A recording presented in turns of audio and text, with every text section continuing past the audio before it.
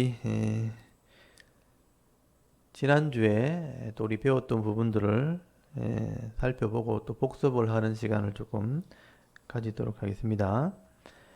오늘은 이제 카톡으로 문제를 제가 못 보내드렸는데, 일단 제가 문제를 읽어가면서 지난주에 했던 부분들을 한번 또 살펴보도록 하겠습니다. 우리 지난주에 어서 오세요. 지난주에 이사야서 우리 6장에서부터 12장까지 우리 하려고 했었는데 10장, 11장까지였고요. 그까지 살펴봤었거든요. 그래서 이사야서는 내용이 좀 많긴 하지만 이렇게 단락별로 좀 나눠서 이렇게 차근차근 보시면 좋겠습니다. 그래서 1장에서 5장까지 이스라엘 백성들의 죄악상, 그리고 6장부터 12장까지는 이사야의 소명과 또 메시아에 대한 예언이 기록되어 있다고 말씀을 드렸는데요. 그래서 우리 지난주 배웠던 부분 한번 또 복습을 해보도록 하겠습니다. 한번 이렇게 지난주 들었던 것들을 한번 기억해 보시면서 한번 들어보시기 바랍니다. 첫 번째 문제 보면 이사야서 6장에서 이사야 선지자의 소명에 대해서 이제 기록을 하고 있는데요. 이 이사야 선지자가 하나님께 부름받던 그 해에 어떤 왕이 죽었다 이렇게 돼 있죠. 어떤 왕이 죽은 해에 이사야가 하나님께 부름받았다, 소명을 받았다라고 되어 있는데요. 어느 왕입니까? 남쪽 유다의 우시아라는 왕이죠. 유다의 우시아 왕이 제2의 번성기라 그랬죠. 제2의 전성기, 나라가 번창하게 되었고 모든 문화 또는 종교 또 국방 모든 면에서 번창하게 되었던 시대에 우시아가 너무 이제 잘하는 바람에 교만하게 되어서 나중에 종교 지도자들이 하는, 그러니까 제사장이 하는 분향을 하려고 하다가 결국은 하나님께 책망을 받게 되고 문둥병이 걸리게 되죠. 그래서 이제 허무하게 물러서게 되고 죽게 되는데, 이때 많은 사람들이 이제 실망을 하게 되죠. 나라가 다시 한번 회복하고 영토가 확장되어지고 솔로몬의 시대를 회복하나 했는데 왕이 그 문둥병으로 또 나병으로 죽는 바람에 다 실망하고 있을 때 하나님이 이사야 선지자를 통해서 소명을 주신 것이죠. 내 계획은 이런 거다 이렇게 말씀하신 겁니다. 그래서 우시아가 죽던 해에 이사야 선지자는 부름받았다 그렇게 말씀을 하고 있고요. 그 다음에 2번에 보시면 이사야 선지자는 자기의 입술이 부정한 자로서 자신의 입술이 부정한 자로서 여호와이신 왕을 보았다 이렇게 말하면서 한탄하게 될 때 스랍이 제단에 핀 숯불을 가지고 입술에 댈 때 네 죄가 사해졌다 이렇게 말씀을 합니다. 이것은 어떤 의미가 있을까요? 그러니까 제단에 있는 불을 가지고 부정한 입술을 태우게 될 때 네 죄가 사해졌다 이렇게 천사가 말을 합니다. 이거는 회개를 상징하는 거죠. 입술로 회개하게 되어질 때에 그 입술의 죄를 불로 태우는 사해지는 것을 의미하기 때문에 회개할 때 하나님께서 이사야 선지자를 하나님의 일꾼으로 쓰시게 되었다 하는 얘기를 하게 되는 겁니다. 그 다음에 세 번째, 하나님께서 이사야 선지자에게 이 땅이 황폐하게 될 것을 경고하면서 밤나무와 상소리나무가 배임을 당할 것을 비유로 말씀을 하죠. 근데 그루터기는 남아있게 될 것이다. 그럼 이 그루터기는 무엇을 의미할까요? 일반적으로 이제 거기 두 나무, 밤나무와 상소리나무는 이제 북쪽 이스라엘이나 남쪽 유다가 결국은 망하게 될 것을 비유로 이제 설명을 했다면, 나무를 자르는 것으로 설명을 했다면, 남아있는 그 뿌리와 그루터기는 그 당시에 이 하나님 말씀을 알아들은 사람들의 그 사람들을 의미하는 것이죠. 그래서 이 믿음 있는 사람들, 그 시대에 이 이사야 선지자의 그 말을 통해서 하나님께 회개하고 또 말씀대로 끝까지 순종한 사람들, 이 사람들이 남아있게 되는 겁니다. 그래서 이 사람들이 나라는 망해도 바벨론의 포로로 잡혀가서 다시 말씀으로 훈련받고 그 다음 세대 자녀들이 다시 돌아오게 되는 거죠. 그래서 이제 믿음의 거루터기 뿌리로 사용한다. 씨로 사용하는 것이죠. 그래서 믿음 있는 사람들을 의미하는 것입니다. 항상 어느 시대든 간에 시대는 타락해도 이런 하나님 말씀을 알아듣는 사람들, 믿음의 사람이 있다는 거예요. 오늘 이 시대도 마찬가지입니다. 대부분의 사람들이 눈에 보이는 것, 귀에 들리는 것이 너무 많기 때문에 하나님을 잊어버리고 살지만 그 속에서도 깨어있는 사람이 있다는 거예요. 알아듣는 사람들, 하나님 말씀을 사모해서 그 진리를 찾다가 하나님의 음성을 듣고 이 시대에 거루터기처럼 쓰임받는 사람이 있다. 그렇게 말씀하는 겁니다. 그 다음에 네 번째, 남쪽의 아하스 왕은 이 북쪽 베가 왕과 전쟁을 하게 됩니다. 이때 북쪽의 베가 왕은 다른 나라와 동맹을 맺게 되는데요. 어느 나라와 동맹을 맺게 되나요? 아람 나라와 동맹을 맺게 되죠. 그래서 다메섹이라고 하는 아람 나라와 이 북쪽 이스라엘 이 베가 왕이 연합을 해가지고 그 악한 왕이었던 아하스 왕을 치러 내려옵니다. 그래서 전쟁을 하고 약탈을 하는 일들이 성경에 있었다. 그런 역사가 있었다는 걸 성경에 기록을 해놓은 겁니다. 그래서 이제 그 당시 아하스 왕이 악한 왕이었기 때문에 그런 불순종하는 모습, 우상을 섬기는 모습을 책망하려고 아마 하나님 두 왕들을 통해서 이제 경고하시고 징계를 내린 겁니다.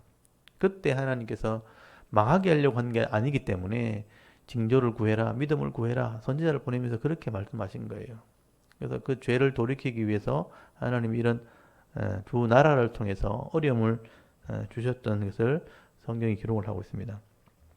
그 다음에 다섯 번째, 하나님께서 아하스 왕에게 징조를 구하라고 말씀하지만 아하스는 징조를 구하지 않습니다. 이때 그러면 내가 징조를 보여주겠다고 말씀하시면서 한 이름을 말씀하시죠. 그 이름이 무엇일까요? 그래서 이제 하나님이 다윗의 언약 때문에 이 이스라엘 그 남쪽 유다를 하나님께서 나라를 하나님께서 지켜주시기 위해서 그 왕에게 믿음을 구한 거죠. 나라를 지키기 위해서는 믿음이 요구되기 때문에 그래서 나라는 하나님이 보호해 주시겠지만 그 시대에 이 아하스 왕이 개인적으로도 복을 받기를 원하셨다는 거죠. 근데 이 아하스는 그런 믿음이 없었다는 거죠. 나는 징조를 구하지 않겠다. 그래놓고 이 아하스는 아수르 왕을 찾아가죠. 힘 있는 사람, 눈에 보이는 확실한 권력자 아수르를 찾아가다가 아수르 때문에 도리어 더 고통을 당하게 되죠. 그렇지만 하나님이 그 백성들을 위해서 또 나라를 위해서 내가 징조를 보여주겠다 하면서 한 젊은 여자가 아들을 낳으면 이 젊은 여자가 아들을 낳은 사람은 아마 그 아하스 왕을 비롯해서 누구나 다 보면 알 수 있는 그런 사람이었을 겁니다. 그 아들이 태어났을 때에 엄마 아빠 이렇게 말할 때쯤 되면 선한 것과 악한 것을 가릴 때쯤 되면 네가 두려워하는 두 왕을 내가 심판할 거다.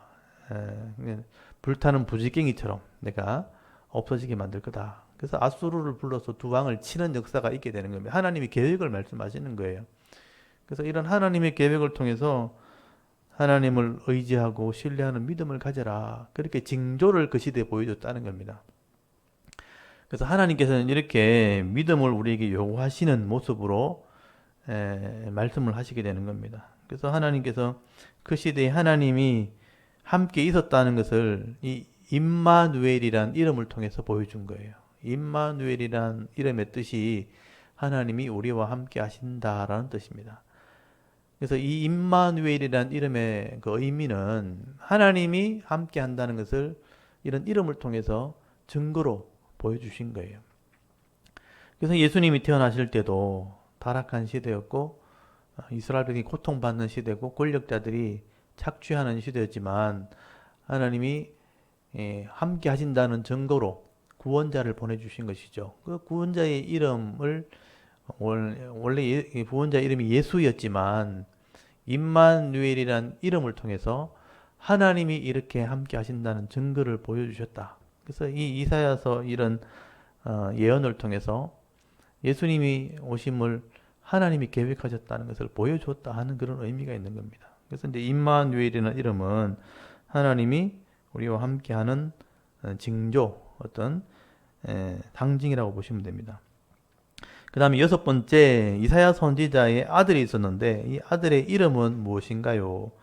이 임마누엘이라는 이름과 함께 그 당시에 이사야 선지자의 개인적으로는 아들을 낳게 하셨고 그 아들의 이름을 통해서 이 임마누엘이 증거가 되는 거죠. 그래서 아들의 이름을 마할 살랄 하스바스, 그런 좀 긴 이름을 주셨죠. 마할 살랄 하스바스. 그러니까 이런 두 왕이 망하게 되는 그런 노략당하고 약탈당하는 것이 속히 이루어진다, 이런 뜻이에요. 하나님이 이런 계획한 것이 더딘 것 같지만 속히 이루어지게 될 것이다 라는 의미입니다. 그래서 이 임마누엘, 하나님이 함께 하시는 증거, 이 북쪽의 이스라엘과 아람이 연합했던 두 나라가 멸망받게 되면, 망하게 되어지면 하나님이 함께하는 증거가 나타나는 거죠. 그래서 이런 증거가 속히 임하게 될 거다 하는 의미에서 이사야 선지자 아들의 이름을 마할 이름이 어렵네요. 마할 마할 마할 뭐라고요? 말헬. 예. 저거 써놔놓고도 제대로 못 읽어서 미안합니다. 마헬 살랄 하스바스. 외워도 헷갈려요. 마헬 살랄 하스바스. 그 성경책에 보면 번호가 이렇게 적혀 있을 것이고 그 약탈이나 노략이 속히 이루어진다 이렇게만 써놨을 겁니다. 그러니까 하나님의 뜻이 곧 이루어질 거다 하는 의미로 이해하시면 좋겠습니다. 마헬 살랄 하스바스. 그 다음 일곱 번째, 이사야 선지자는 다메섹의 재물과 사마리아의 노략물이 어느 나라로 옮겨진다 이렇게 예언을 하게 되죠. 이스라엘을 침략했던 두 왕이 어떤 나라에서 멸망받게 될 것을 이제 예언해 놓은 거죠. 그게 아수르입니다, 아수르. 그러니까 아수르가 그 당시에 이제 신흥 세력으로 이게 부상하고 있었죠. 그러니까 예전에는 애굽이 번창했고 요셉 때문에 총리가 되었을 때 기근과 어려움으로 이제 애굽이 어려움 당하다가 나중에 홍해를 가르고 이제 이스라엘 나오면서 10가지 재앙으로 완전 망했죠. 그래서 망하면서 이제 가나안 땅에 이스라엘이 부흥하게 됐고요. 이스라엘이 번창하게 되어서 이제 잘 살게 될 때 이제 북쪽에 아수르가 일어나게 된 거예요. 아수르가 일어나서 남쪽으로 내려오면서 애굽까지 이제 점령하는 때가 옵니다. 그래서 이제 이 아하스 왕 때쯤 되었을 때 이제 아수르가 일어나게 되는 거죠. 아수르가 일어나서 이게 그 밑에 있는 아람과 그 밑에 북쪽 이스라엘을 노력하게 될 거다. 하나님이 그렇게 말씀하셨는데 실제 역사에 그게 그대로 이루어집니다. 그래서 이 성경의 예언과 실제 역사가 그대로 이루어지는 것을 보면 하나님이 이렇게 예언해 놓으신 것이 그냥 허투루 한 말이 아니라는 거예요. 그냥 공갈치려고 한 말이 아니고요. 그냥 그대로 역사에 이루어졌다는 것을 우리가 확인을 할 수 있는 겁니다. 그래서 아수르가 이 다메섹, 아람의 재물을 빼앗아가게 될 거다. 그렇게 예언을 해놨습니다. 그 다음에 8번에 보시면 9장에 보면 하나님께서 이사야 선지자를 통해 메시아 예언을 하시면서 메시아가 빛으로 사역하실 것을 말씀하면서 어느 지역에 빛이 비치게 될 것이다 이렇게 말씀하셨어요. 그리고 9장 1절 2절을 보시면 이게 어둠에 빛이 비친다, 흑암에 빛이 비친다라는 것은 메시아의 사역을 의미합니다. 그래서 이 예수님께서 이 지역에서 사역하게 될 거다. 그게 이제 갈릴리 호수 주변이죠. 스불론과 납달리 지역입니다. 여호수아 때 땅을 나눠주면서 분배할 때 스불론과 납달리가 분배받은 그 지역에 흑암이 늘 있었는데, 고통이 있었는데 메시아가 그곳에 빛을 비추게 될 거다. 근데 사역을 하게 될 거다. 그러면서 뒤에 이제 사역의 내용을 쭉 써놓잖아요. 공의와 정의로 다스리게 될 것을 쭉 말씀하시게 되죠. 그래서 이 메시아가 사역하는 지역, 그러니까 태어나신 곳이 베들레헴이지만 사역하는 곳은 예수님 나사렛이죠. 나사렛이 요셉의 고향이기 때문에 나사렛과 갈릴리 호수 주변. 그래서 지난주에 갈릴리에 예수님의 그 중요한 사역의 거점이 가버나움, 가버나움이라고 제가 말씀드렸죠. 그래서 이 가버나움이 예수님의 제2의 고향이라. 그래서 그 가버나움에 제자들의 흔적들이 지금도 남아 있습니다. 거기서 고기 잡는 사람들을 통해서 제자를 삼으시고 말씀을 가르치는 사역을 그곳에서 하게 되는 거죠. 그래서 이스불론 납달리 지역에 메시아가 사역할 것을 이사야가 예언했고 그것이 신약 시대에 성취가 된 겁니다. 그 다음에 9번째, 메시아의 예언 중에 한 아기가 우리에게서 이스라엘에게서 났다고 말씀합니다. 그리고 그 이름이 기묘자요 모사라 전능한 하나님이 영존하시는 하나님이라 이렇게 말씀하시는데 이 왕, 이렇게 오신 왕은 어떤 왕이 될 것이다 그렇게 예언을 하고 있죠.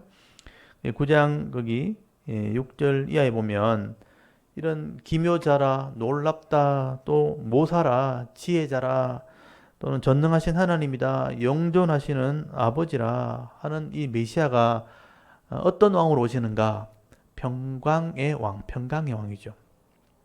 그래서 이제 살렘의 왕으로 예루살렘의 왕으로 오시기 때문에 예루살렘이 이제 평화라는 뜻이죠. 그래서 예수님의 사역 자체가 평화를 이루러 오신 분입니다. 죄에 갇혀 있는 영혼들을 구원하셔서 하나 되게 하시고 막힌 담을 헐어버리고 화목하게 하시고 화평하게 하시는 이 평강의 왕으로 이 땅을 다스리게 되실 것이다. 그래서 공의와 정의, 하나님 말씀으로 이 땅을 다스리는 왕으로 오실 것이다. 이게 메시아의 예언이거든요. 예수님 그것을 성취하시게 된 것입니다. 그래서 이스라엘에게서 한 아기가 태어나면, 메시아가 태어나면 우리에게서 태어난다. 이렇게 이스라엘에서 나온다 그랬거든요. 그래서 유다 족속에서 나온 겁니다. 그래서 아브라함의 후손으로 다윗의 후손으로 왕가에 태어나게 된 것이죠.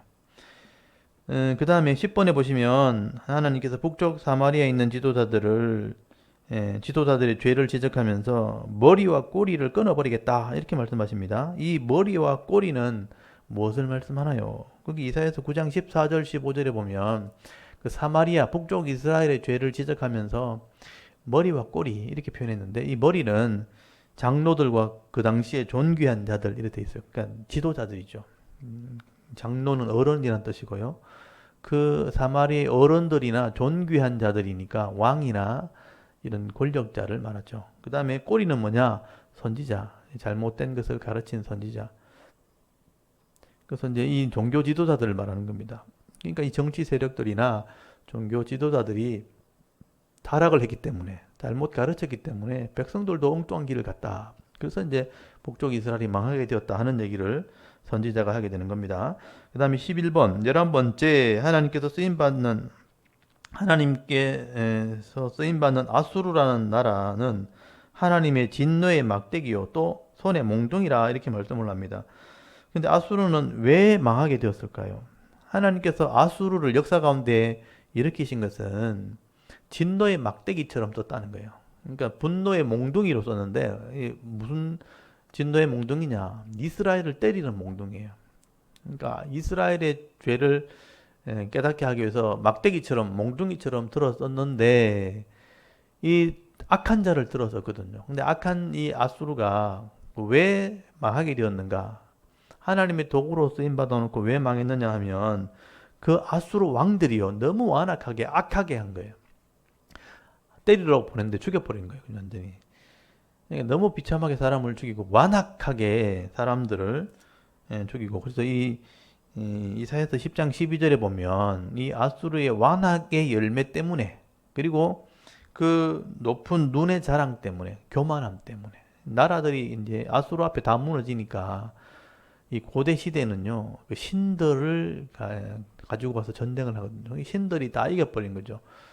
아람의 신도 이기고 또 이게 아수르 옆에 있는 주변에 있는 나라들 바벨론이나 다른 나라의 신들을 다 이겨버리고 나중에 북쪽 이스라엘까지 무너뜨리니까 하나님까지 무너뜨렸다. 뭐 그렇게 된 거죠. 그러니까 하나님 앞에 이제 교만한 거죠. 나라들의 왕들이 다 무너졌고 신들이 다 내 앞에 무릎을 꿇었다 하면서 이 아수르 왕들이 교만을 한 거예요. 그러니까 하나님을 뭐 모독하고 하나님을 대적하게 되어질 때 하나님께서 이 아수르도 몽둥이로 쓰임 받고 난 뒤에는 무너지게 될 거다. 실제로 아수르가 나중에 허무하게 무너집니다. 히스기야 왕 때 그 아수르 대군들이 와서 그 하나님을 그 비방하다가 18만 명 군사가 다 죽어버리죠. 그래서 전염병으로 다 죽습니다. 전염병으로 다 죽어버리고 바벨론에게 멸망을 당하죠. 이 바벨론에게 속국이었던 바벨론이 아수르를 무너뜨리게 됩니다. 그래서 이제 이렇게 교만한 나라들은 반드시 망하게 된다. 악한 자는요 잠깐이에요, 잠깐. 뭐 이렇게 뭐 돈 좀 벌고 또 뭐 기업을 확장하고 뭐 나라들을 이렇게 다니면서 장사를 한다 하지만 순식간에 무너집니다. 악을 행하는 자들은 순식간에 무너지고 그나마 쓰임 받는 중에 공의를 행하고 사람을 존중히 여기고 하나님을 경외하는 마음으로 이렇게 선한 사업을 한다면 하나님이 그것을 남겨주시죠. 다른 사람의 은혜를 끼칠 수 있도록 남겨주시는데 악을 행하면서 부를 가진 사람, 권력을 가진 사람은 잠깐 쓰임받고 그냥 심판해 버립니다. 우리가 그 원리를 잘 배우셔야, 역사를 통해서 그걸 잘 배우시기 바랍니다. 앞으로 그런 얘기가 계속 나오게 될 겁니다. 그 다음에 12번째, 도끼가 찍는 자에게, 톱이 켜는 자에게 스스로 컨체할 수 없다 이렇게 말씀하시고, 막대기나 몽둥이가 드는 사람 주인을 움직일 수 없다 이렇게 말씀하죠. 이 도끼나 톱 또는 막대기와 몽둥이 이런 비유로 설명한 이 나라들은 어떤 나라인가요? 그건 아수르를 말하는 겁니다. 그 당시에는 이제 북쪽 이스라엘 멸망시키는 아수르를 이런 식으로 표현하게 됩니다. 나중엔 또 바벨론을 또 이런 식으로 표현하기도 합니다. 나중에 아수르를 망하게 하는 바벨론도 똑같은 설명을 하게 돼요. 나중에 또 나오면 말씀을 드릴게요. 그 다음 13번째, 메시아의 예언 중에 이새의 줄기에서 한 싹이 난다고 말씀합니다. 이 사람은 누구인가요? 이사야 11장 1절에 그래서 이제 메시아 예언이 나오죠. 그래서 아까 9장에서 납달리 스불론 땅에 사역할 메시아, 그리고 한 아기가 우리에게서 태어나서 평강에 와게 될 거다 하는 이것도 메시아 예언. 둘 다 메시아인이고, 여기 세 번째 11장 1절에 이새의 줄기에서 다윗의 후손 속에서 메시아가 나올 거다 하는 예언도 나온 거예요. 그러니까 이 6장에서부터 12장까지 이 세 가지 메시아 예언이 포함되어 있습니다. 그래서 이제 이 12장까지를 메시아 예언이라고 얘기를 하게 되는 거죠. 그래서 이새의 줄기에서 나오는 한 싹은 결국은 예수 그리스도를 말씀하게 되는 겁니다. 그래서 오늘 여기 11장부터 또 배워보도록 하고요. 그 다음에 족보 이야기. 여러분 족보 이것은 머릿속에 다 정리가 되어 있어야 됩니다. 아담에서부터 예수님까지인데 오늘은 이제 북쪽 남쪽 왕의 마지막 시드기야까지 요거는 이제 머릿속에 잘 정리하시기 바랍니다. 그래서 아담의 10대 손, 노아 홍수 이전에 그러니까 하나님의 후손과 죄를 짓는 가인의 후손이 같이 사는 시대, 결국은 서로 섞이는 바람에 노아 시대 다 물로 심판을 받았죠. 그때 믿음의 사람들이 아담의 10대 손입니다. 그래서 아담, 그 다음에 셋이 믿음의 사람이고요. 에노스, 여호와 이름을 불렀던 사람, 게난, 마할랄렐, 야렛, 에녹, 300년간 동행했던 사람, 에녹, 무두셀라, 라멕, 노아까지. 이게 아담의 10대 손이고요. 노아 시대 심판을 받고 새로운 역사가 시작되죠. 사실 인류 역사는 노아 이후에만 지금 되어진 것만 기록이 된 겁니다. 그래서 이제 노아의 아들 3명 셈, 함, 나벳 중에 셈이 여자의 후손에 의로운 자에 들어갔죠. 그리고 함이 죄악을 짓는 가인처럼 죄를 짓는 후손이 되어지고 나중에 그 당시 가나안이라든지 애굽, 구스 다 함의 아들들입니다. 죄를 짓는 이제 상징으로 나타나게 되죠. 그 땅을 셈의 아들이 차지하게 되는 겁니다. 그래서 애굽에서 나와서 가나안 땅을 차지하는, 그게 하나님의 나라를 상징하기 때문에 이 셈의 후손들이 중요한 거죠. 셈의 10대 손 아브라함까지. 그래서 셈의 10대 손 믿음의 사람을 의미합니다. 그래서 셈의 아들은 아르박삿, 그 다음에 셀라, 에벨, 벨렉, 루, 수룽, 나올, 데라, 아브라함까지. 이게 셈의 10대 손입니다. 그 죄악의 땅에 하나님을 믿었던 사람이고, 이 후손들 통해 아브라함을 불러가지고 이제 정식으로 계약을 맺죠. 내가 너를 통해서 하나님 나라를 이루겠다. 땅과 자손을 주겠다. 그걸 믿었죠. 그게 이제 첫 믿음이 된 거예요. 그래서 아브라함이 믿음의 사람이죠. 그래서 아브라함부터는 이 믿음이 이어지게 되기 때문에 약속의 후손이 됩니다. 그래서 아브라함의 그 후손은 약속의 후손을 통해서 예수님이 나오게 된 거예요. 그래서 아브라함의 아들이 이삭이고요. 이삭의 아들이 야곱인데 야곱의 아들이 12명이 나와요. 이 12명이 이스라엘이 됐고 이스라엘이 믿음의 모델이 된 겁니다. 그래서 이제 구원의 역사를 이스라엘을 통해서 보여주게 된 거예요. 그 역사의 기록을 해놓은 거예요. 내가 이렇게 죄인을 구원하겠다는 것을 이스라엘을 통해서 설명한 겁니다. 그래서 이스라엘 중에는 예수님의 족보가 유다를 통해 회개한 아들이니까 유다를 통해 나옵니다. 유다의 아들은 베레스, 베레스는 헤스론, 람, 아미나답, 나손, 살몬, 보아스, 오벳, 이세, 그 다음에 다윗이 태어나죠. 다윗의 아들을 통해서 다윗의 나라가 이제 하나님 나라의 모델이 됐고 아들을 통해서 선교와 전도가 이루어지는데 그때 우상을 섬기는 바람에 물질을 선택한 북쪽 이스라엘, 믿음을 선택한 남쪽 유다, 물질을 선택한 북쪽 이스라엘이 결국 망하게 되었다는 얘기를 역사에 하게 되는 거예요. 그래서 이제 북쪽은 여로보암, 그다음에 나답, 그 권력에 탐이 나서 반역이 일어나죠. 바하사, 그다음에 엘라, 또 시므리가 반역하고 시므리는 오므리가 죽이고 오므리가 이제 아합을 낳는데 아합이 우상을 섬기다가 결국 망하게 됩니다. 아하시아가 난간에 떨어 병들어 죽고 요람 예후에게 화살을 맞아 죽습니다. 예후가 이제 새롭게 왕조를 세우는데 물질 때문에 망하게 되죠. 그래서 예후의 아들 4명이 왕이 되는데 예후의 아들은 여호아하스, 그다음에 요아스, 여로보암 2세, 스가랴까지 결국은 물질 때문에 우상과 물질 때문에 망하게 되어지고 살룸이 반역을 하고요. 그다음 머나헴이 또 반역을 하고 또 브가히야가 아들이 왕이 되고 베가가 반역하고 호세아가 반역을 합니다. 그리고 이제 아수르 아까 말했던 아수르가 이제 북쪽 이스라엘 멸망시켜서 이제 서로 섞어버려서 혼혈 민족이 되었고 지금은 폐허가 되었죠. 이방 민족이 사는 땅이 되어버렸습니다. 지금도 그 사마리아 땅은 아랍 사람들 이방인이 살고 있습니다. 그래서 722년에 BC 722년에 북쪽 이스라엘은 멸망을 받게 되고요. 그 다음에 남쪽은 솔로몬의 아들 르호보암이 믿음을 이어받게 되고 르호보암, 그다음에 아비암, 그 르호보암이나 아비암 때는 여전히 우상을 섬깁니다. 그 다음에 아사 때 조금 개혁을 하는데 나중에 나이 들어서 불순종하게 되고 두 번째 여호사밧이 또 두 번째 개혁을 하는데 나중에 아합 북쪽에 있는 아합 왕과 사돈을 맺는 바람에 그 아들들이 다 우상을 섬깁니다. 그래서 이 여호사밧의 아들이 여호람인데 창자가 흘러나와서 아주 비참하게 죽고요. 그 다음에 요람의 아들 아하시아가 나중에 예후한테 칼에 맞아 죽고 그 다음에 아달랴가 잠깐 왕이 되었다가 그 다음에 아기를 다 죽일 때 요아스가 살아나죠. 요아스가 왕이 되었지만 우상을 섬기다가 부하한테 죽임을 당하고요. 그 아들 아마샤도 우상을 섬기다가 부하한테 죽임을 당합니다. 여기까지가 이제 우상을 섬기는 왕이에요.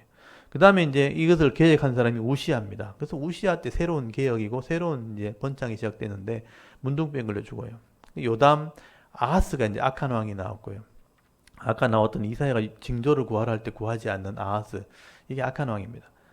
아하스 다음에 그다음에 히스기야가 마지막으로 4번째 개혁을 하게 되는데 아까 우시아 때 3번째 개혁이고 히스기야가 4번째 개혁을 하게 되는데 이 히스기야가 잘했는데 마지막에 15년 더 사는 은혜를 입었을 때 교만하게 되고요. 나중에 하나님을 제대로 믿지 않습니다. 그래서 이제 그 마지막 15년에 때 15년 더 살면서 낳은 아들이 므낫세인데 이 므낫세가 타락하는 바람에 나라가 망하게 된 거죠.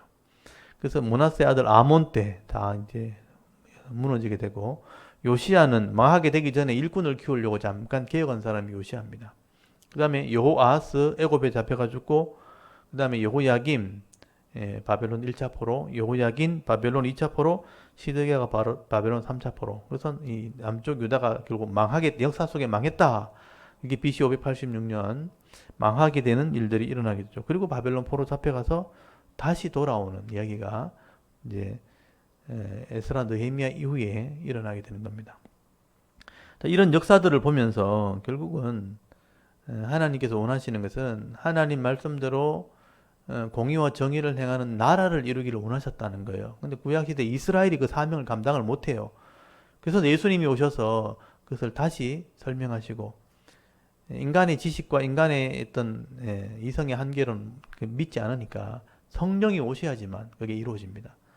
그래서 성령이 오셔서 이방인들에게 진짜 하나님 나라를 이루게 하시고 이스라엘이 뒤늦게 그걸 깨닫고 돌아오게 하고 결국 다 돌아오게 한 뒤에 내가 이 땅을 심판하겠다.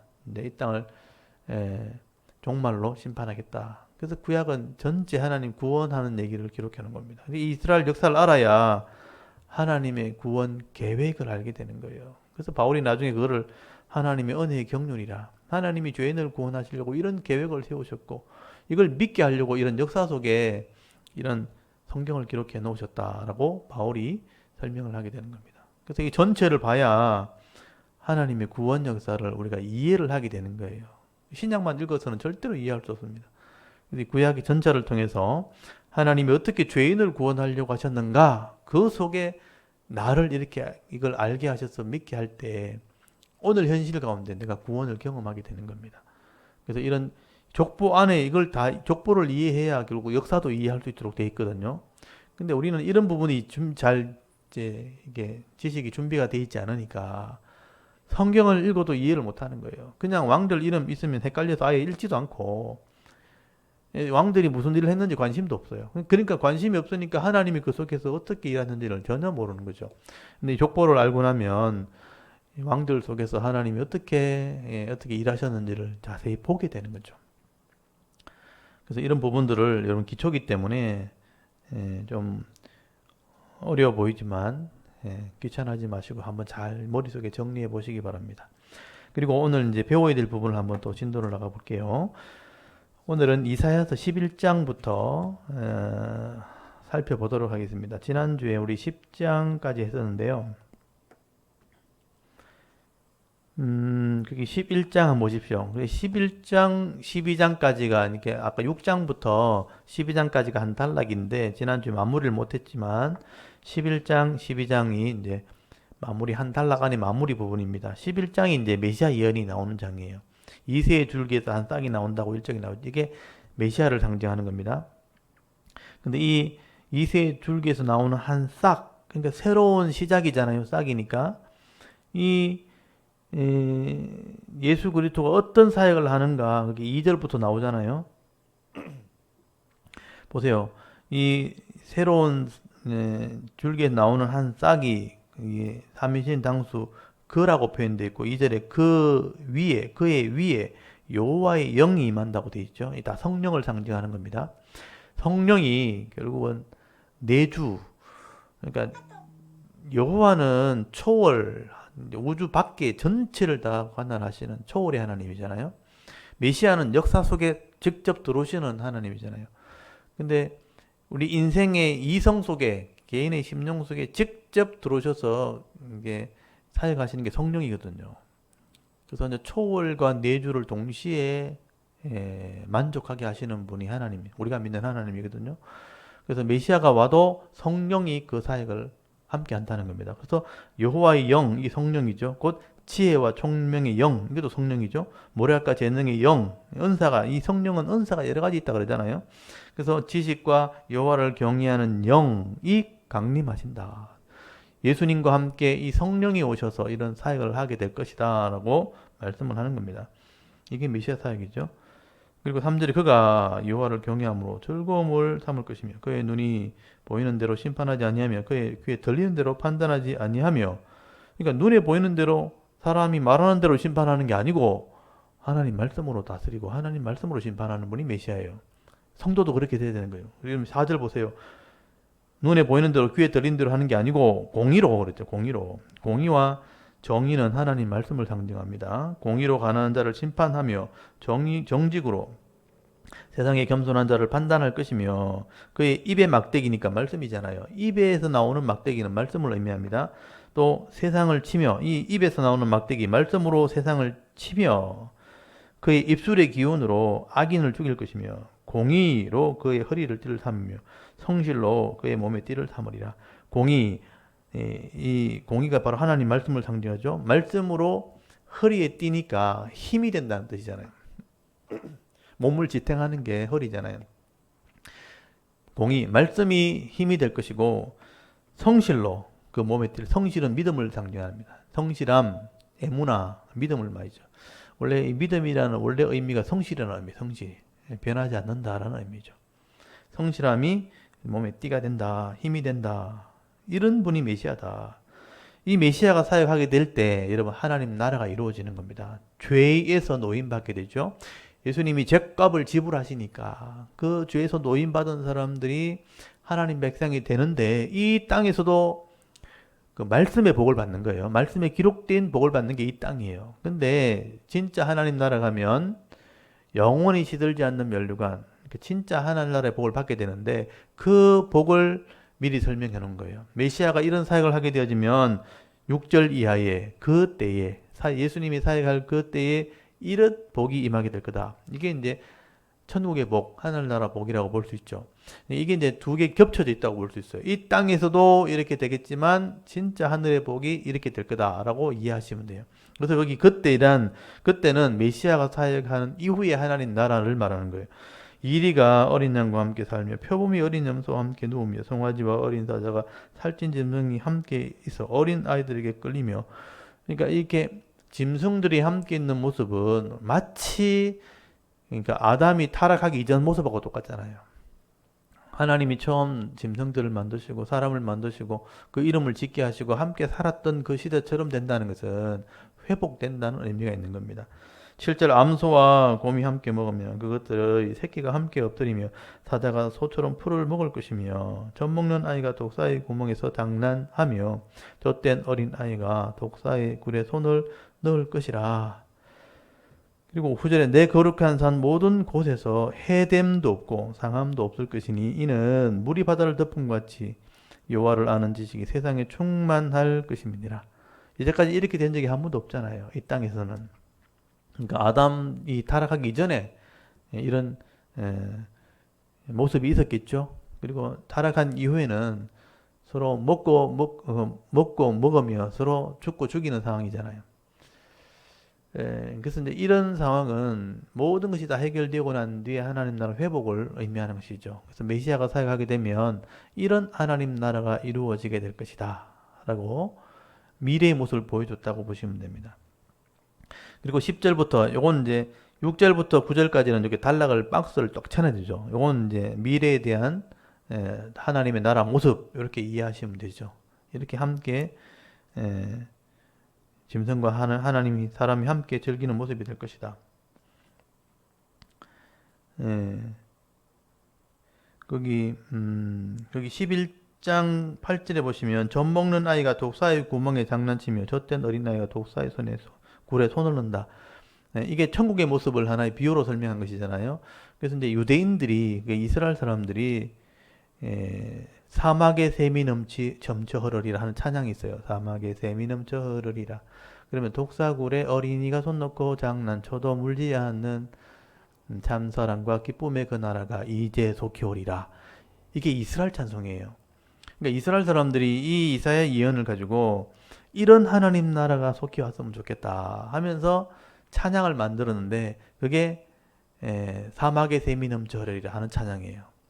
사막에 샘이 넘쳐 흐르리라. 그 다음에 독사굴에 어린애가 손 넣고 이렇게 나가죠. 이 가사가 이제 천국이 빨리 임했으면 좋겠다는 소망이 담긴 이스라엘 찬양입니다. 어릴 때는 우리가 많이 불렀는데 요즘에는 이제 그 찬양 잘 안 부르는 것 같더라고요. 이게 천국에 대한 소망에 대한 찬양이다 하는 걸 기억하시면 좋겠고요. 그 다음에 10절에 보시면 그 날에 이제 이거는 메시아 사역 이후에 일어날 일들이죠. 이새의 뿌리에서 한 싹이 나서, 이새의 뿌리에서 싹이 나는 것은 예수님이죠. 만민, 여기 이제 만민이라는 단어는 동그라미 치시고요. 지금 이스라엘에게만 지금 얘기하고 있다가 만민이라는 것은 모든 육체라는 뜻이거든요. 그러니까 이 세상 전체를 말하는 거예요.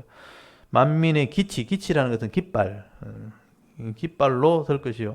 열방이 모든 나라죠. 그들에게 돌아오리니 그가 그한 곳에 영화로우리라. 그래서 이제 이 이세주기 한 싹이 나오면 만민이 다 깃발로 서게 될 것이다. 만민이 구원받을 걸 얘기하는 거죠. 11절에 그 날에 주께서 다시 그의 손을 펴사 그의 남은 백성을 아수르와 애굽과 바드로스와 구스와 열방과 시날과 하맛과 바다 섬들에서 돌아오게 하실 것이라. 여호와께서 열방을 향하여, 여기도 열방이란 말이 나오죠. 깃발을 세우시고 이스라엘의 쫓긴 자를 모으시며 땅 사방에서 유다의 흩어진 자를 모으시리니 에브라임의 질투는 없어지고 유다를 괴롭게 하던 자들은 끊어지며 에브라임은 유다를 질투하지 아니하며 유다는 에브라임을 괴롭게 하지 아니할 것이요. 지금은 북쪽 이스라엘, 에브라임은 북쪽 이스라엘이고 유다는 남쪽 유다인데 서로 싸우고 이렇게 전쟁을 하는데 다 회복되어지면 다 이제 서로 화친하게 된다. 이게 미래에 이루어질 하나님 나라죠. 이방인들이 다 돌아오고 흩어진 자기 백성이 다 모여오면 하나가 된다. 14절에 그들이 서쪽으로 블레셋 사람들의 어깨에 날아앉고 함께 동방 백성을 노력하며 에돔과 모압의 손을 대며 암몬 자손을 자기에게로 복종시키리라.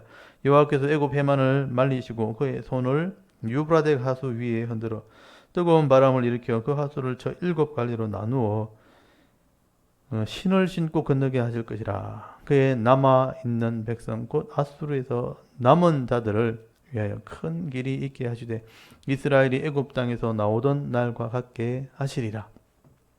지금 그 당시에는 아수르가 와서 이스라엘을 무너뜨리고 바벨론이 와서 남쪽 유다를 멸망시키잖아요. 그런 시대를 경험하는 시대에 하나님 나라가 이루어지면 다 돌아온다 이렇게 말씀하시는 것은 앞으로 이루어지게 될 신약, 그러니까 모든 백성이 하나님 백성 될 것을 지금 미리 말씀하는 것이죠.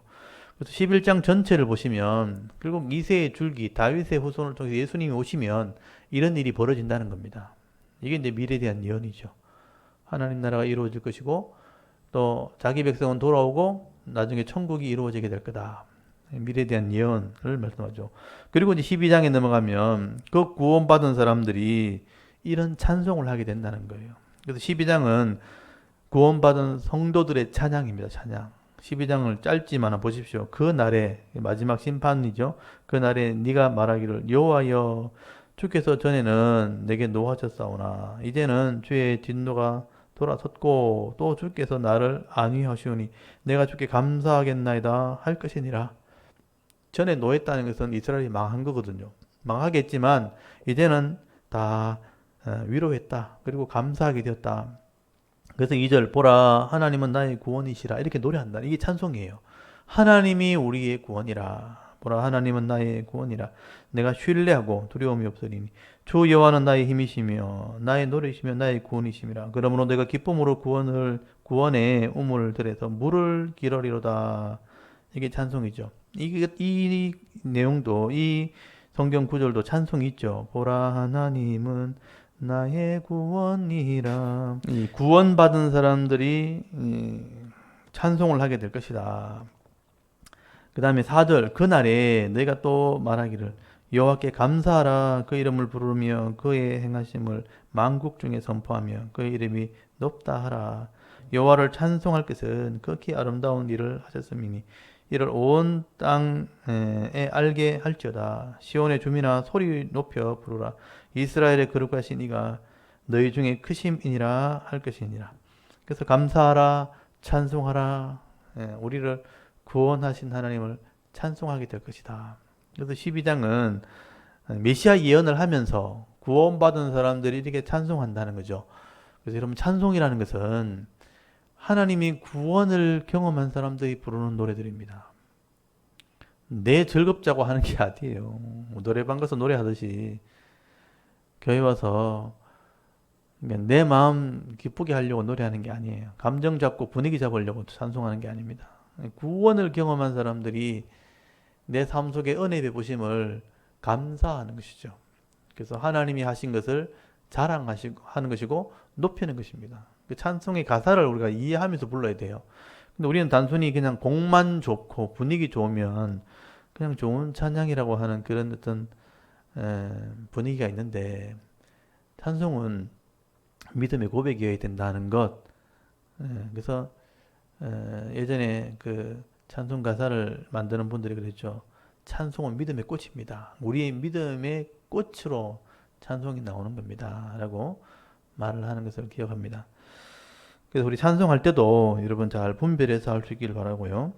그 다음에 이제 12장까지가 한 단락이라 그랬죠. 이렇게 메시아 예언과 앞으로 일어나게 될 구원과 찬송으로 한 단락이 끝나면 13장부터는 이방인들은 심판을 받게 될 거다. 하나님을 믿지 그 당시의 이방인들이죠. 하나님 믿지 않은 이방인들은 심판을 받게 될 것을 예언하게 됩니다. 그래서 그 당시에 남쪽 유다와 북쪽 이스라엘이 멸망을 받게 되었을 때 주위에 있는 이방 나라가 다 심판을 받게 됩니다. 그래서 이 심판하는 도구로 아수르나 또는 바벨론을 하나님 들어서 다 치십니다. 그리고 바벨론을 통해서 13년 동안 그 주위에 있는 나라를 다 무너뜨리거든요. 그래서 앞으로 이렇게 하나님을 믿지 않는 이방 나라도 심판을 받게 될 것을 말씀하게 되는데, 그게 13장부터 23장까지 10장이 10장. 10장은 이방 나라에 대한 심판입니다. 그래서 거기 써놓으셔야 돼요. 13장 위에다가 13장부터 23장까지는 이방 나라에 대한 경고, 심판에 대한 경고라고 써놓으셔야 됩니다. 이방 나라는 왜 심판받는가 하는 이유를 써놓은 거예요. 우리식으로 표현하면 우리 성도들도 어려움, 이렇게 믿음 생활을 하는 중에 잘못하면 우리는 심판받는 게 아니고 징계를 받죠. 잘못하면 잘하라고 이렇게 깨달으라고. 하나님 입장에서는 복을 받아야 되는데 자꾸 재앙을 받으려고 하니까 깨달으라고 징계를 내리는 것이고, 이방인들은 심판하는 겁니다. 경고하다가 심판하는 것이죠. 그래서 불신자들에 대한 경고라고 보시면 됩니다. 그래서 13장부터 오늘 이제 시간 되는 데까지 빨리 한번 진도를 나가 볼게요. 13장 1절에 보시면 13장은 이제 바벨론에 대한 경고라고 돼 있죠. 바벨론에 대한 경고. 이 바벨론은 나중에 이제 지금 아까 말했던 것처럼 아수르가 잠깐 일어서지만 아수르가 허망하게 무너지면 바벨론이 일어나거든요. 바벨론이 일어나서 이제 남쪽 유다를 멸망시키고 주위에 있는 나라를 다 멸망시킵니다. 교만해지거든요. 그래서 바벨론이 교만해졌을 때 하나님이 메데 페르시아를 불러가지고 바벨론을 멸망시킵니다. 그래서 이 바벨론도 결국은 하나님의 계획 가운데 심판받게 될 것을 지금 예언해 놓은 거예요. 그래서 바벨론이 왜 망하게 되었는지를 써놓은 겁니다. 그래서 13장, 14장 이 두 장에 걸쳐서 바벨론에 대해서 말씀을 하는 겁니다. 이게 14장 이렇게 나중에 읽어보시면 참 재밌는데 제가 한번 설명을 드려볼게요. 13장 1절 아모스의 아들 이사야가 바벨론에 대하여 받은 경고라 돼 있죠. 바벨론에 대한 경고입니다. 경고. 거기 이방인에 대한 경고는 이제 중요한 부분만 이제 알면 되죠. 제가 다 이렇게 한 장씩 한 절씩 다 읽을 수도 있는데 이걸 막 다 세밀하게 읽을 필요는 없을 것 같고 제가 포인트만 제가 좀 말씀을 드릴게요. 여기 3절 끝에 보시면 나의 노여움을 전하게 하였느니라. 그래서 하나님이 노하심으로 그들을 심판한다는 겁니다. 그래서 여기 4절 끝에도 보시면 만군의 여호와께서 싸움을 위하여 군대를 검열하심이로다. 하나님이 전쟁을 통해서 바벨론을 무너뜨린다는 거예요. 그래서 거기 5절에 무리가 먼 나라에서 하늘 끝에서 왔으며 곧 여호와 그의 진노의 병기라 온 땅을 멸하려 함이로다. 하나님이 먼 나라를 끌고 오는 거예요. 그 먼 나라가 오는데 그게 나중에 뒤에 나옵니다. 메데 페르시아라고 나오는데 메데와 페르시아를 끌고 와서 이 바벨론을 무너뜨릴 거다. 그런 얘기를 하는 겁니다. 그래서 6절에 너희는 애곡할지어다. 바벨론에게 하는 말이죠. 여호와의 날이 가까웠으니 여호와의 날이 심판 날입니다. 전능자에게서 멸망이 임할 것이미로다 하면서 여기 7절 그러므로 모든 손에 힘이 풀리고 각 사람의 마음이 녹을 것이라. 큰 군대가 막 몰려오는 걸 보면 바벨론도 너희들이 힘 빠질 거다. 이런 말을 하는 것이죠. 그러면서 11절 한번 보십시오. 내가 세상의 악과 악인의 죄를 벌하며 교만한 자의 오만을 끊으며 강포한 자의 거만을 낮출 것이며. 여기 보시면 세상의 악이라고 되어 있죠. 악인의 죄, 교만한 자, 오만을 끊을 것이며 강포한 자의 거만을 낮추리라. 여러분 세상의 대기업들이나 또 돈 좀 번다고 하는 사람들, 불신자라도 힘 있는 사람 있잖아요. 근데 그 사람들이 나중에 돈 좀 있다고 장사 좀 잘 된다고 막 거만하고 교만하고 악을 행하고 이렇게 하면요, 하나님이 잠깐 동안 잘 되게 하다가 그냥 바로 쳐버립니다. 그 절대로 갑질하면 안 돼요. 돈 있는 사람들, 악한 사람들. 이게 하나님 없으니까 이렇게 교만하겠지만 기업을 경영하는 사람이나 큰 기업을 하는 사람도 잘 될 때 절대로 교만하면 안 됩니다. 그래서 교만하다가 망하는 거예요. 결국 이렇게 내가 그 악으로 말미암아 그 오만과 교만을 내가 낮추게 될 것이다. 그렇게 말씀하는 겁니다. 그리고 17절에 보시면요, 앞에 그 내용은 좀 이렇게 망하게 한다는 얘기를 좀 하는 거예요. 17절에 보시면 보라 언을 돌아보지 아니하며 금을 기뻐하지 아니하는 메대 사람을 내가 충동하여 그들을 치게 하리니. 여기 메대 사람이라고 되어 있죠. 이게 메디아, 성경의 일반 역사에는 메디아라고 되어 있는데 이 메디아의 속국이 그 당시에 페르시아입니다. 그래서 메디아와 페르시아가 이제 합병하거든요. 그때 고레스가 이 페르시아 첫 번째 왕인데 메디아를 이제 병합하게 됩니다. 그래서 이제 성경은 이걸 메데 페르시아라 그러는 거예요. 그래서 처음에는 메디아가 더 큰 나라입니다. 훨씬 큰 나라인데 메데와 페르시아가 합쳐지면서 바벨론을 무너뜨리게 됩니다. 그래서 그렇게 하게 될 것을 지금 말하고 있는 거죠. 메대를 내가 충동시켜서 너희를 치게 될 것이다. 19절에 열국의 영광이요 갈대아 사람의 자랑하는 놀이개가 된 바벨론이 하나님께 멸망당한 소돔과 고모라 같이 되리라. 소돔과 고모라처럼 망하게 된다는 거예요. 이 바벨론이. 그래서 내가 바벨론을 심판하게 될 것을 미리 경고하고 있는 겁니다. 알고 있으라는 거죠. 이스라엘이 이렇게 바벨론에 일어나서 뭐 번창하는 거 보면 두려워하지 말고 이 사람들도 악하기 때문에 망하게 될 거다. 그래서 이런 불신자들 잘 되는 거 보고 절대로 부러워하지 마십시오. 그 사람들 잠깐 동안 그 부를 누리다가 허망하게 망하게 됩니다. 그 허망하게 망하는데 어떻게 망하는가? 14장 보면 여러분 부자 되기 싫을 겁니다. 아마. 여러분 부자 되다가 잠깐 그냥 즐기다가 망할래? 그냥 있는 그대로 영원히 기쁨으로 살래? 물어보면요. 누가 그 부자 돼서 졸지에 망하고 싶겠어요? 14장 보면 절대로 부자 되고 싶지 않을 겁니다. 14장은 바벨론이 어떻게 망하는가 보라는 얘기죠. 거기 14장 보십시오. 14장 1절 2절은 바벨론이 이렇게 망하게 되면 이스라엘 사람들은 풀려나게 되죠. 그래서 나중에 바벨론이 이스라엘을 이제 포로 잡아가잖아요. 그래서 14장 1절 2절은 바벨론이 이렇게 망하면 너희는 풀려나게 될 거다. 그 얘기 해놓은 거예요. 그러니까 1절 2절을 보세요. 여호와께서 야곱이니까 이스라엘이죠. 긍휼히 여기시며 이스라엘을 다시 택하여 그들의 땅에 두시리니 나그네 된 자가 야곱 족속과 연합하여 그들에게 예속될 것이며 민족들이 그들을 데리고 그들의 본토니까 이스라엘이죠. 본토로 돌아오리니 이스라엘 족속이 여호와의 땅에서 그들을 얻어 노비로 삼겠고 전에 자기를 사로잡던 자들을 사로잡고 자기를 압제하던 자를 주관하리라. 그러니까 이 바벨론이 망하면 이스라엘은 돌아오게 될 거다. 그러고 나서 3절부터 바벨론이 왜 망했는가 한번 보십시오. 3절부터는 바벨론의 멸망하는 모습이에요.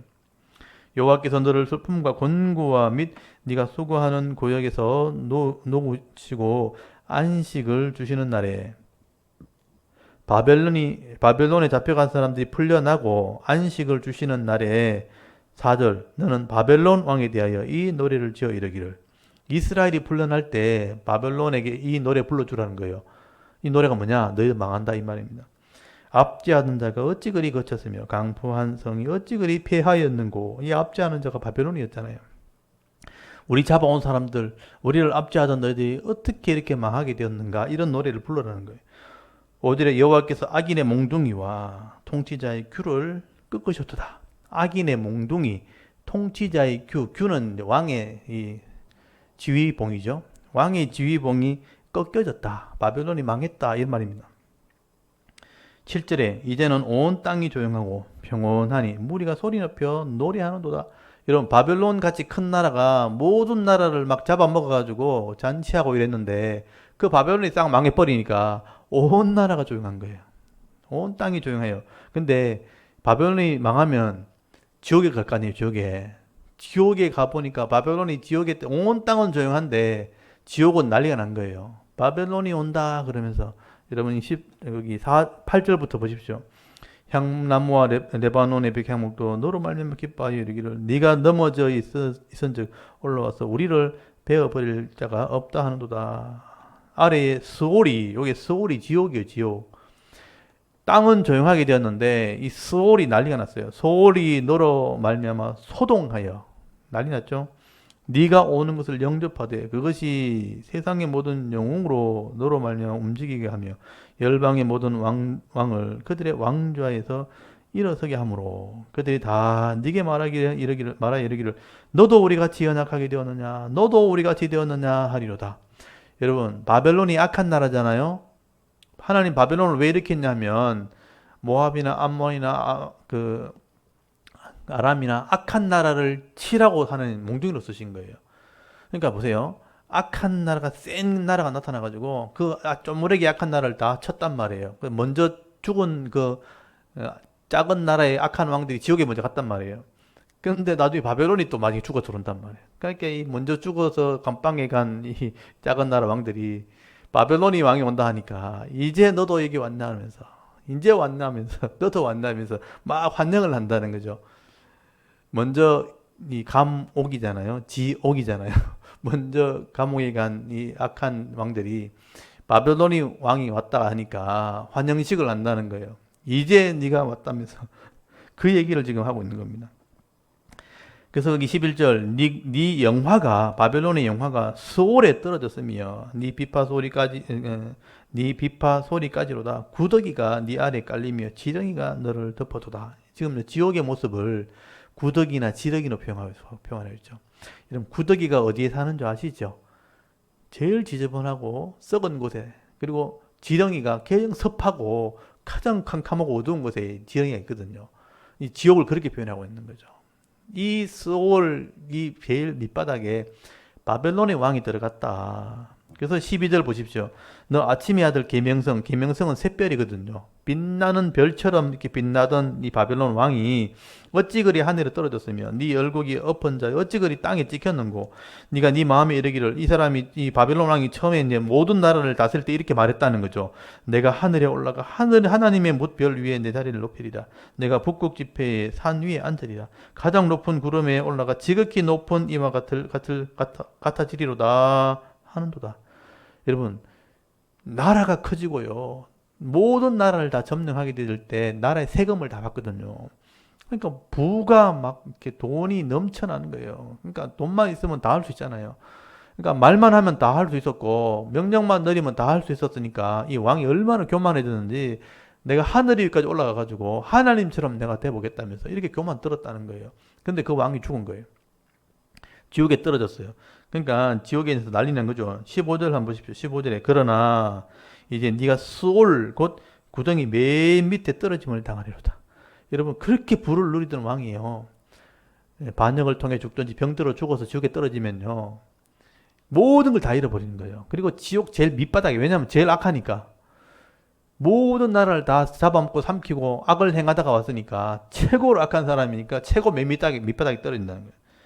심지어 너를 보는 이가 주목하여 너를 자세히 살펴보며 말하기를 이 사람 이 땅을 진동시키며 열국을 놀라게 하며 세계를 황무하게 하며 성읍을 파괴하며 그에게 사로잡힌 자들을 집으로 놓아 보내지 아니하던 자가 아니냐 하리로다. 여러분 지옥 간 사람이 다 알아본다는 거예요. 이 사람 대단한 사람인데 기업을 몇 개나 가지고 있고 뭐 돈이 엄청나게 많고 뭐 잡아먹은 사람마다 막 마음대로 하던 사람이고 이런 사람인데 여기 왔네 이런다는 거예요. 그럼 이 사람이 그 가서 그 잡아먹은 사람들, 괴롭힌 사람들이 그냥 죽겠습니까? 거기서 완전히 왕따 되는 거죠. 이런 꼴이 되어버렸네. 18절 열방의 모든 왕들은 모두 각각 자기 집에서 영광 중에 잠깐만 보세요. 열방의 다른 나라 왕들은 나름대로 선을 백성을 잘 다스려 가지고 자기 방에 가서 잘 자는데 19절 오직 너는 이 바벨론 왕은 자기 무덤에서 내쫓겼으니 가정한 나무 가지 같고 칼에 찔려 돌구덩이에 떨어진 죽음들에 둘러싸여 있으니 밟힌 시체 같다. 이 사람은 지옥 가도 편히 잠도 못 잔다는 거예요. 쫓겨나가지고 표현을 그렇게 해놨잖아요. 가정한 나무 가지 같고 피쩍 말라가지고 그냥 가지만 앙상하게 남아있는 그런 왕의 모습이죠. 칼에 찔려 돌구덩이에 떨어진 죽음. 여러분 전쟁터에서요. 비참하게 죽어서 시체가 두둥에 막 던져졌단 말이에요. 썩어 문드러지고 사람들이 군대가 지나가면서 발로 다 짓밟았는데 발에 짓밟힌 시체 같다. 그 바벨론 왕을 그렇게 표현하고 있는 거예요. 죽어서 지옥에 떨어진 그 바벨론의 왕이 그런 비참한 모습일 거다. 여러분 이 땅에서 어느 정도 해먹어야지. 잘 나간다고 막 다 해먹고 다 막 누리고 빼앗고 감추고 숨기고 했던 사람들 지옥 가면요 이런 꼴을 당한다는 거예요. 지옥 가면 난리 난 겁니다. 그러니까 여러분 이 땅에서 내 주신 만큼만 잘 이렇게 누리면서 살아야 되는 거예요. 욕심 내 가지고 다 빼앗고 하다가는요 지옥 가서 이런 밟힌 지체 같은 꼴을 당한다는 겁니다. 그러니까 여러분 부자 되면 안 되는 거예요. 부자 돼서 잘 되면 괜찮은데 부자 돼서 욕심 부려가지고 악을 행하다가는 더 큰 고통이 기다리고 있다는 겁니다. 20절 보십시오. 네가 네 땅을 망하게 하였고 네 백성을 죽였으므로 그들과 함께 안장되지 못하리니 악을 행하는 자들의 후손은 영원히 이름이 불려지지 아니하리라 할지니라. 그 후손들도 다 악한 사람이. 이건 돈을 물려주니까 지가 갑자기 죽어서 누리던 부를 후손에게 물려줬잖아요. 후손들도 똑같은 짓을 하는 거예요. 똑같이 그런 짓을 하니까 그 이름이 부끄럽게 되는 거죠. 지금 우리나라 대기업 지금 얼마나 지금 참 곤욕을 치르고 있잖아요. 지금 진짜 정부에서 막 이걸 탐을 내다 보니까 서로 이제 가지려고 안 뺏기려고 하니까 온갖 수치를 다 당하고 있지 않습니까? 그래서 정당하게 해야 되는데 돈과 권력 가지고 그게 마음대로 안 된다는 거죠. 바벨론이 이렇게 악을 행하다가 이렇게 수치를 당하게 될 거다. 바벨론 왕의 최후를 지금 기록해 놓은 거예요. 이걸 보면서 좀 지혜를 가지라는 겁니다. 그리고 거기 21절부터는 바벨론이 이렇게 멸망당한, 이건 아까 이제 왕의 모습을 설명한 것이고 21절부터는 바벨론이 이렇게 멸망을 받게 될 것을 말씀하게 되는 것입니다. 거기 이제 나중에 시간 되면 찬찬히 읽어보시고요. 거기 23절을 한번 보십시오. 내가 또 그것이 고슴도치의 구렬과 물웅덩이가 되게 하고 또 멸망의 빗자루로 청소하리로다. 표현을 그렇게 해놨죠. 바벨론을 망하게 할 때 멸망의 빗자루 가져와서 싹 썰어버리겠다. 바벨론을 망하게 하겠다는 뜻이에요. 만군의 여호와의 말이니라 하시니라. 24절에 만군의 여호와께서 맹세하여 이르시되 내가 생각한 것이 반드시 되며 내가 경영한 것을 반드시 이루리라. 하나님이 계획하신 것이기 때문에 반드시 이루어진다. 결국 바벨론은요 똑같이 멸망을 받게 됩니다. 거기 25절에 내가 아수르를 나의 땅에서 피하며 나의 산에서 그것을 짓밟으리니 그때 그의 멍에가 이스라엘에게서 떠나고 그의 짐이 그들의 어깨에서 벗어질 것이라. 바벨론보다 먼저 아수르가 망했거든요. 그래서 아수르도 망하게 하고 바벨론도 망하게 할 것입니다. 25절 이것이 온 세계를 향하여 정한 경영이며 이것이 열방을 향하여 편손이라. 하나님의 계획이라는 거예요. 이게 이스라엘만 계획하신 게 아니고 아수르나 바벨론이나 그 당시의 세계의 역사죠. 페르시아나 헬라, 로마 제국을 이렇게 하나님께서 심판할 것을 앞으로 계속 말씀하게 되거든요. 이게 온 세계를 향한 하나님의 경영이다. 내가 계획한 것이기 때문에 내가 반드시 이룬다. 지금 그렇게 말씀을 하는 것입니다.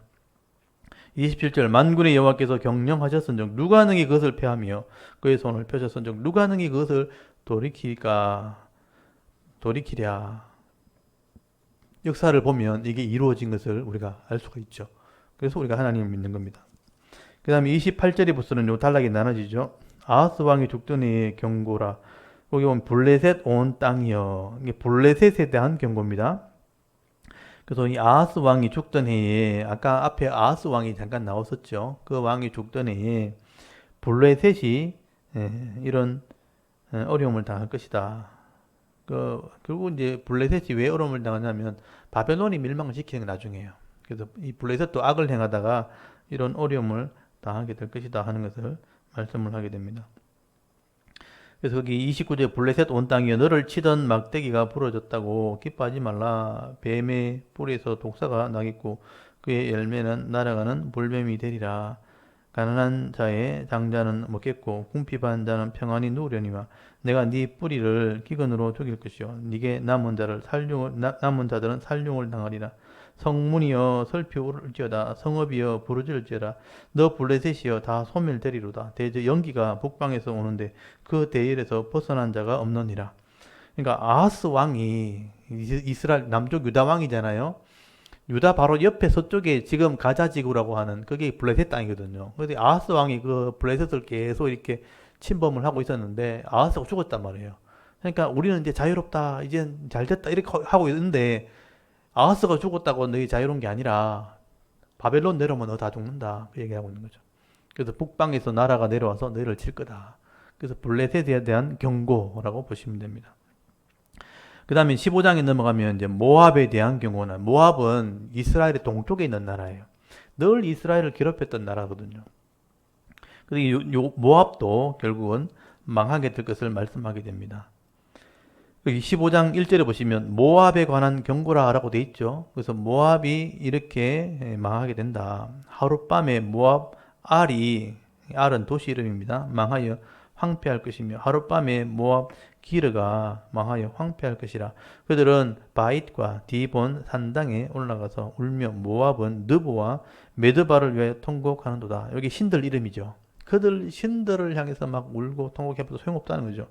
그들이 각각 머리카락을 밀고 각각 수염을 깎으며 거리에서는 굵은 배로 몸을 동였으며 지붕과 넓은 곳에서는 각기 애통하며 심히 울며 헤스본과 엘랄레는 부르짖으며 그들의 소리는 야하스까지 들리리니 그러므로 모압의 군사들이 크게 부르짖으며 그들의 혼이 속히 떠나노도다. 죽는다는 뜻입니다.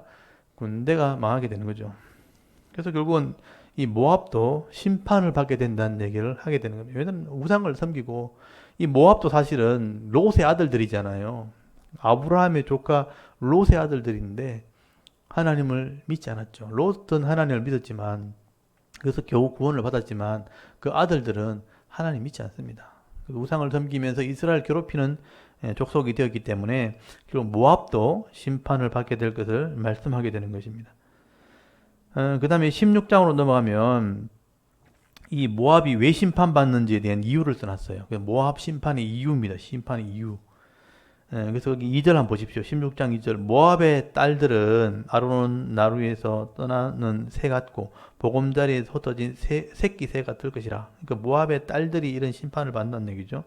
왜 그러냐 보니까 4절에 나의 쫓겨난 자들이 너와 함께 있게 하되 너 모압은 멸절하는 자 앞에서 그들에게 피할 곳이 되져 토색한 자가 망하였고 멸절하는 자가 그쳤고 압제하는 자가 이 땅에서 멸절하였으며 여기 토색하는 자, 그러니까 다른 사람을 멸하게 하는 자 그리고 압제하는 자 이런 사람들이 모압에 가득했다는 거죠. 다른 사람의 것을 빼앗는 사람들이죠. 그리고 6절 한번 보십시오. 우리가 모압의 교만을 들었나니 심히 교만하도다. 모압 사람들도 교만한 거예요. 그가 거만하며 교만하며 분노함도 들었거니와 그의 자랑이 헛되도다. 이 모압 사람들이 하나님을 안 믿으니까 교만하고 자만하고 오만하고 그래서 망하게 된 것입니다. 그래서 거기 12절 한번 보십시오. 15절 모압이 그 산당에서 피곤하도록 봉사하며 자기 성소에서 나와서 기도할지라도 소용없으리로다. 이 모압이 어려움 당하면요 하나님을 찾는 게 아니고 산당을 찾아가서 우상에게 피곤하도록 봉사하는 거예요. 그래서 봉사해봐도 소용없고요. 성소에 들어가지고 우상의 신들 앞에서 기도해봐도 소용없다는 거예요. 그래서 우상을 섬기는 죄 때문에 망한 겁니다. 그리고 14절에 이제 여호와께서 말씀하여 이르시되 품꾼에 정한 해와 같이 3년 내에 모압의 영화와 그 큰 무리가 능욕을 당할지라 그 남은 수가 심히 적어 보잘것없이 되리라 하시도다. 모압 땅이 보잘것없이 망하게 됩니다. 지금은 그 요르단 땅이 돼가지고 아무것도 남지 않았죠. 가난한 나라가 됐을 뿐이죠. 그래서 지금 모압이나 암몬이나 도시에는 조금 이렇게 좀 발전이 되었지만 그 도시에서 10분만 딱 나가면요 폐허입니다. 폐허. 지난번 제가 요르단 가봤을 때 이스라엘 그 요단강을 딱 건너면요 이스라엘은 번창한 나라인데 요단강을 일로 딱 건너면요 이쪽에 물도 없고 가난한 나라인 거예요. 폐허가 되어 있는 거죠. 그 도심지에만 이렇게 좀 복잡복잡거리고 빌딩이 좀 있고 그렇고 도심지에 딱 벗어나 버리면요 그냥 쓰레기 더미고 폐허예요. 그만큼 가난한 나라가 되어 있는 거죠. 그러니까 이 물이 없으니까 이스라엘은요 워낙 돈이 많고 기술이 좋으니까 이 갈릴리 호수에 물을 땡겨가지고요 온 나라에 물을 다 이렇게 배수관을 심어가지고 물을 이렇게 공급받고 그 이스라엘에 호텔에 있을 때는 물 이렇게 부족한 줄 모르고 마음껏 썼거든요. 근데 요르단 가면 물을 마음대로 못 써요. 거기는 이제 시간이 제한돼 있어요. 물 나오는 시간이 딱 제한돼 있어요. 그래서 그 시간 딱 지나면 물이 안 나와요. 물이 귀한 나라죠. 물가는 싸고 가난하니까. 그러니까 지금 모압은 이렇게 멸망을 받게 될 것이다. 보잘것없이 될 것이라 하고 했는데 실제 그렇게 된 것입니다. 그 다음에 17장은 다메섹에 대한 경고. 이 다메섹은 아람, 지금 시리아죠. 아람에 대한 경고라. 다메섹에 대한 경고라. 보라, 다메섹이 장차 성읍을 이루지 못하고 무너진 무더기가 될 것이라 그랬죠. 이 시리아 땅도 참 험악한 땅이죠, 지금도. 3절, 에브라임의 요새와 다메섹 나라와 아람의 남은 자가 멸절하여 이스라엘 자손의 영광같이 되리라. 만군의 여호와의 말이니라. 이 아하스 왕 때 아까 아람하고 북쪽 이스라엘이 연합해가지고 남쪽 유다를 치러 왔죠. 그래서 아람과 북쪽 이스라엘이 같이 책망을 졌습니다. 그래서 여기 에브라임은 이 북쪽 이스라엘을 말하죠. 그래서 여기 4절에 보시면요. 그 날에 야곱의 영광이 쇠하고 그의 살찐 몸이 파리하리니. 그러니까 다메섹도 무더기가 되고 야곱의 영광도 쇠하게 된다는 것은 북쪽 이스라엘도 망하게 된다는 얘기예요. 왜 망하느냐? 거기 10절 한번 보세요. 17장 10절에 이는이 왜냐하면 네가 네 구원의 하나님을 잊어버리며 네 능력의 반석을 마음에 두지 아니한 까닭이라.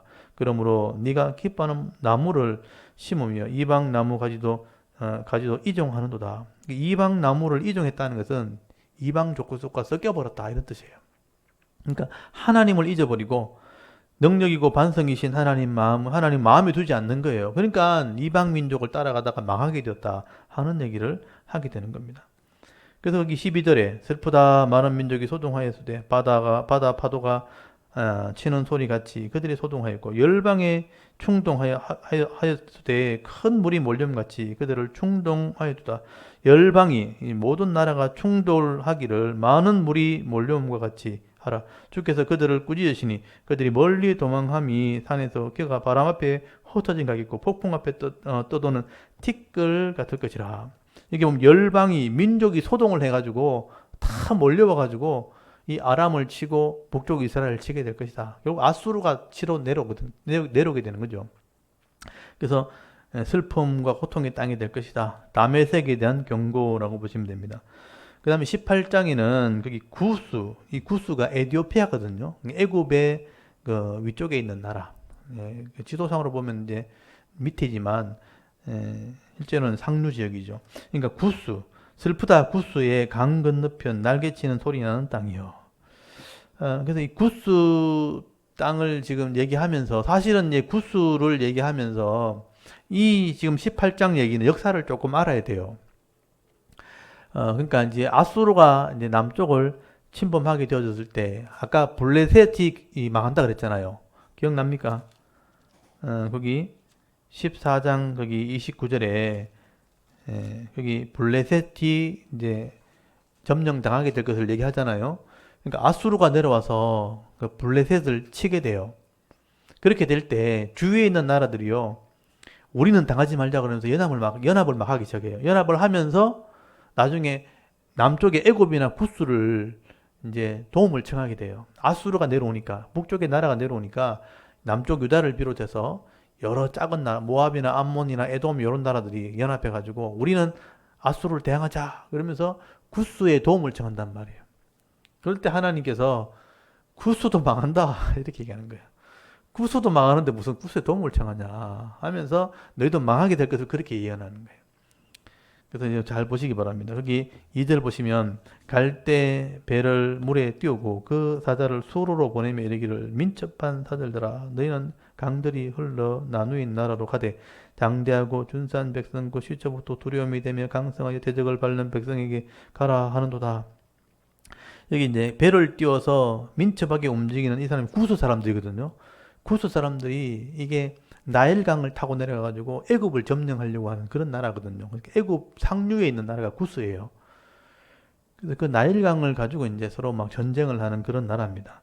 근데 3절에 보시면요, 세상의 모든 거민, 지상에 사는 너희여, 산들 위에 기치를 세우거든, 너희는 보고 나팔을 불거든, 너희는 들을지니라. 이게 이제 전쟁이 일어난다는 거죠. 이 보시면 나팔을 본다는 것은 전쟁이 일어난다는 거예요.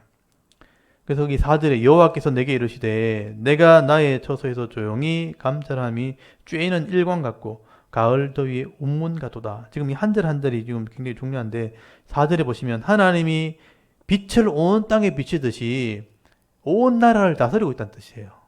일광이 빛이 탁 비치듯이 내가 다스리고 있다. 5절에 추수하기 전에 꽃이 떨어지고 포도가 맺혀 익어갈 때에 내가 낫으로 그 연약한 가지를 베며 퍼진 가지를 찍어버려서 산의 독수리들과 땅의 덜 짐승들에게 던져주리니 산의 독수리들이 그것으로 여름을 지내며 땅의 덜 짐승들이 다 그것으로 겨울을 지내리라 하셨습니다. 여기 지금 상징적으로 표현되어 있지만 5절부터 6절까지가 꽃을 떨어지게 하고 연한 가지를 베어서 산의 독수리들과 땅의 짐승들에게 먹이로 준다고 되어 있죠. 그러니까 지금 아수르가 내려와서 이쪽에 남쪽을 치게 될 때 내가 아수르를 꺾어버린다 이런 뜻이에요. 그러니까 7절이 결론이거든요. 그때에 강들이 흘러나누인 나라, 이 구스를 말하죠. 이 장대하고 준수한 백성들과 시초부터 두려움이 되며 강성하여 대적을 밟는 백성이, 구스 백성이 만군의 여호와께 드릴 예물을 가지고 만군의 여호와 이름을 두신 곳으로 두신 곳 시온산에 이르리라. 그래서 이제 이 구스를 의지하지 말고 하나님을 의지하라 이런 의미예요. 구스도 나중에 망하게 될 것이고 나중은 예물 가지고 내게 오게 될 것이다. 그래서 이 말씀만 보면 이게 무슨 말인지 잘 몰라요. 그래서 그 옆에 하나 써놓으세요. 역대하서 32장 20절에서 23절. 여러분 이걸 읽어보셔야 돼요. 근데 이거를 이제 일반 성도님들은 이 내용만 이렇게 보면 이게 무슨 얘기인가 전혀 감이 안 잡히죠. 근데 역대하서 32장 여기 20절 23절을 이렇게 읽어보면 조금 이해가 돼요. 그래서 역대하서 32장을 한번 펴보십시오.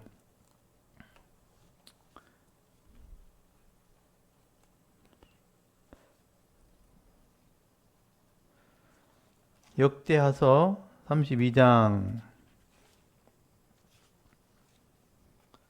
20절에서 23절.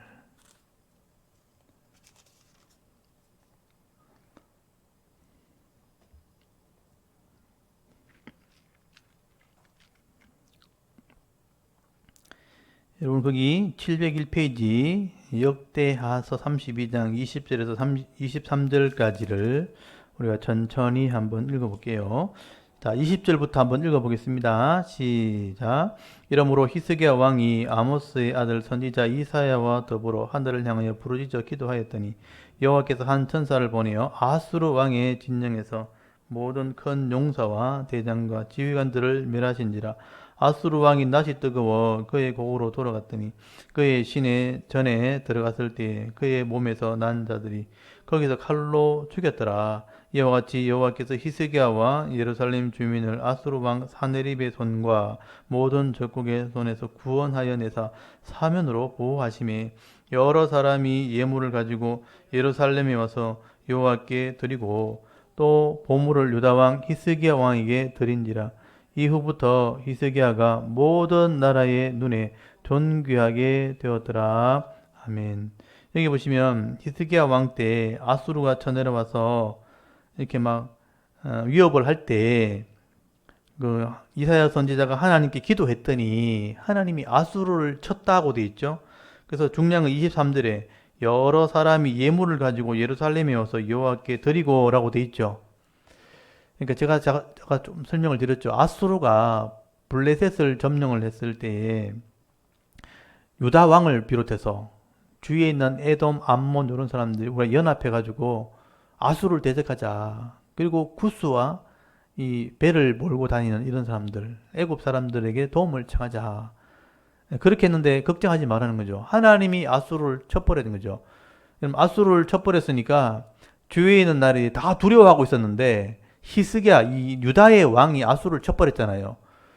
그러니까 이 위협이 사라지게 되었으니까 주위에 막 연합했던 나라들이 감사하잖아요. 그래서 히스기야가 예물을 가지고 찾아갔다는 거예요. 그래서 거기 오늘 18장 여기 마지막 여기 7절 끝에 보시면 백성이 만군의 여호와께 드릴 예물을 가지고 만군의 여호와 이름을 두신 곳 시온산에 이르렀다고 돼 있죠. 우리가 이 어려움을 당했다고 해서 구스를 의지하는 게 아니고 하나님이 우리를 치신다. 그래서 아까 보셨잖아요. 여기 4절 이 핵심이잖아요. 여호와께서 내게 이르시되 내가 나의 처소에서 조용히 감찰함이 쬐이는 일광 같고 가을의 더위에 운무 같다. 하나님이 다 지켜보고 있다는 거예요. 그러니까 세상을 의지하려고 하지 말라는 거예요. 너희들끼리 힘을 합쳐가지고 막 이렇게 세상의 힘으로 뭘 하려고 그러지 말고 우리를 감찰하시는 하나님을 의지하라는 것입니다. 하나님이 꽃을 떨어지게 하시고 연한 가지를 꺾어서 아수를 쳐버린다는 거예요. 그러면 열국이 너에게 예물을 드리러 올 거다. 지금 그 얘기를 하게 된 거죠.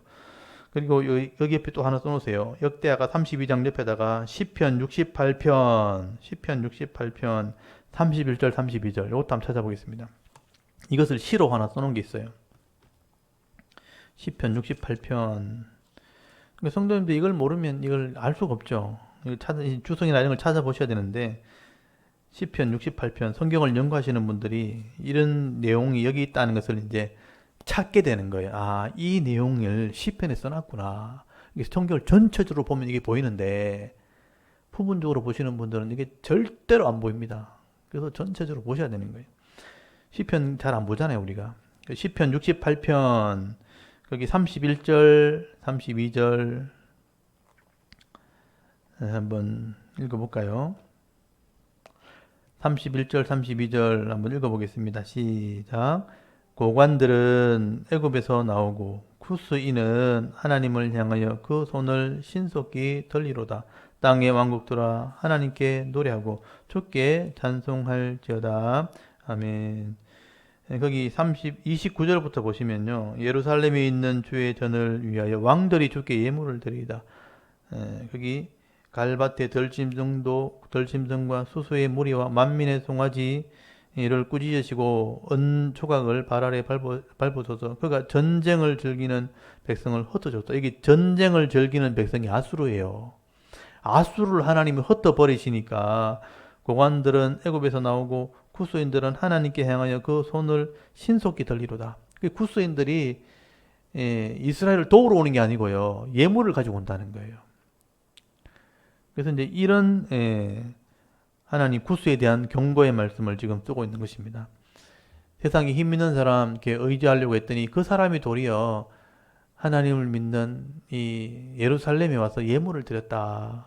누구를 의지해야 되겠는가? 지금 그 얘기를 하고 있는 것입니다. 그래서 이사야서 18장은 이 구스에 대한 경고지만 좀 전체적으로 정리하면 구스가 이렇게 배를 타고 신속히 움직이는 민첩한 능력을 가지고 있지만 그런 사람 의지할 게 아니고 우리를 다스리시는 하나님을 의지해야 된다. 그 말씀을 하고 있는 겁니다. 그 다음에 이제 19장이 이제 애굽에 대한 경고입니다. 19장 애굽에 대한 경고라고 되어 있죠. 애굽은 거기 1절 다시 보시면 보라 여호와께서 빠른 구름을 타고 애굽에 임하시리니 애굽의 우상들이 그 앞에 떨겠고 애굽인의 마음이 그 속에서 녹으리로다. 우상을 섬기고 있죠. 그리고 여러분 3절 보십시오. 애굽인의 정신이 그 속에 쇠약할 것이요 그의 계획을 내가 깨뜨리리니 그들이 우상과 마술사와 신접한 자와 요술객에게 물으리로다. 우상과 마술사, 신접한 자, 요술객 다 무당들이죠. 애굽은 이런 신을 섬기고 있는 거예요. 그래서 결국은 망하게 되는 것입니다. 그래서 거기 4절에 내가 애굽인을 잔인한 주인의 손에 붙이리니 나중에 이제 바벨론이 와서 애굽을 멸망을 시킵니다. 그래서 멸망을 받게 된다라고 말씀을 하게 되는 것입니다. 거기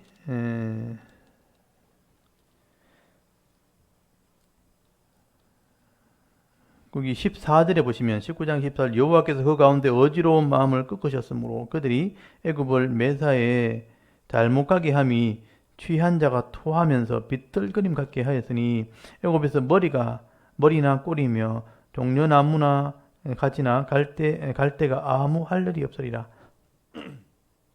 그래서 어지러운 마음을 하나님이 썩게 하셔가지고 섞어서 애굽이 잘못된 길을 가게 하셨다. 그런 말씀을 하죠. 그리고 21절 한번 보십시오. 여호와께서 자기를 애굽에게 알게 하시리니 그 날에 애굽이 여호와를 알고 제물과 예물을 그들에게로 드리고 경배할 것이요 여호와께서 원하고 그대로 행하리라. 여호와께서 애굽을 치실지라도 치시고는 고치실 것이므로 그들이 여호와께로 돌아올 것이라. 하나님은 이제 이 애굽이 멸망을 받게 되겠지만 다시 고쳐준다는 예언을 해놨어요. 그래서 나중에 애굽 또 거기 이집트나 알렉산드리아라 이런 데는요 나중에 그 말씀을 연구하는 학자들이 많이 가게 되고요 애굽에 기독교인이 들어가서 나중에 복음화되죠. 그래서 이제 애굽에 기독교인이 나오게 됩니다. kop틱교라고 해서 기독교를 믿는 사람들이 나오게 되죠. 그래서 여기 25절에 보시면 이는 만군의 여호와께서 복 주시며 이르시되 내 백성 애굽이여 내 손으로 지은 아수르여 나의 기업 이스라엘이여 복이 있을지어다 하실 것임이라. 그래서 나중에 신약 시대는 이런 복음이 이렇게 증거되어질 것도 말씀하게 됩니다. 이 구약 시대는 이 애굽이 악을 행하고 우상을 섬김으로 심판을 받게 되는데 나중에는 복음화되는 나라가 될 거다 하고 예언을 해놓았습니다. 그 다음에 20장에 가면 여기 아수르의 사르곤 왕이 다른 단을 아수도스로 보내매 그가 아수도스를 쳐서 취하던 때에 이 아수돗이 어디냐면 그 블레셋 땅인 블레셋 땅. 블레셋 땅을 치려고 때 거기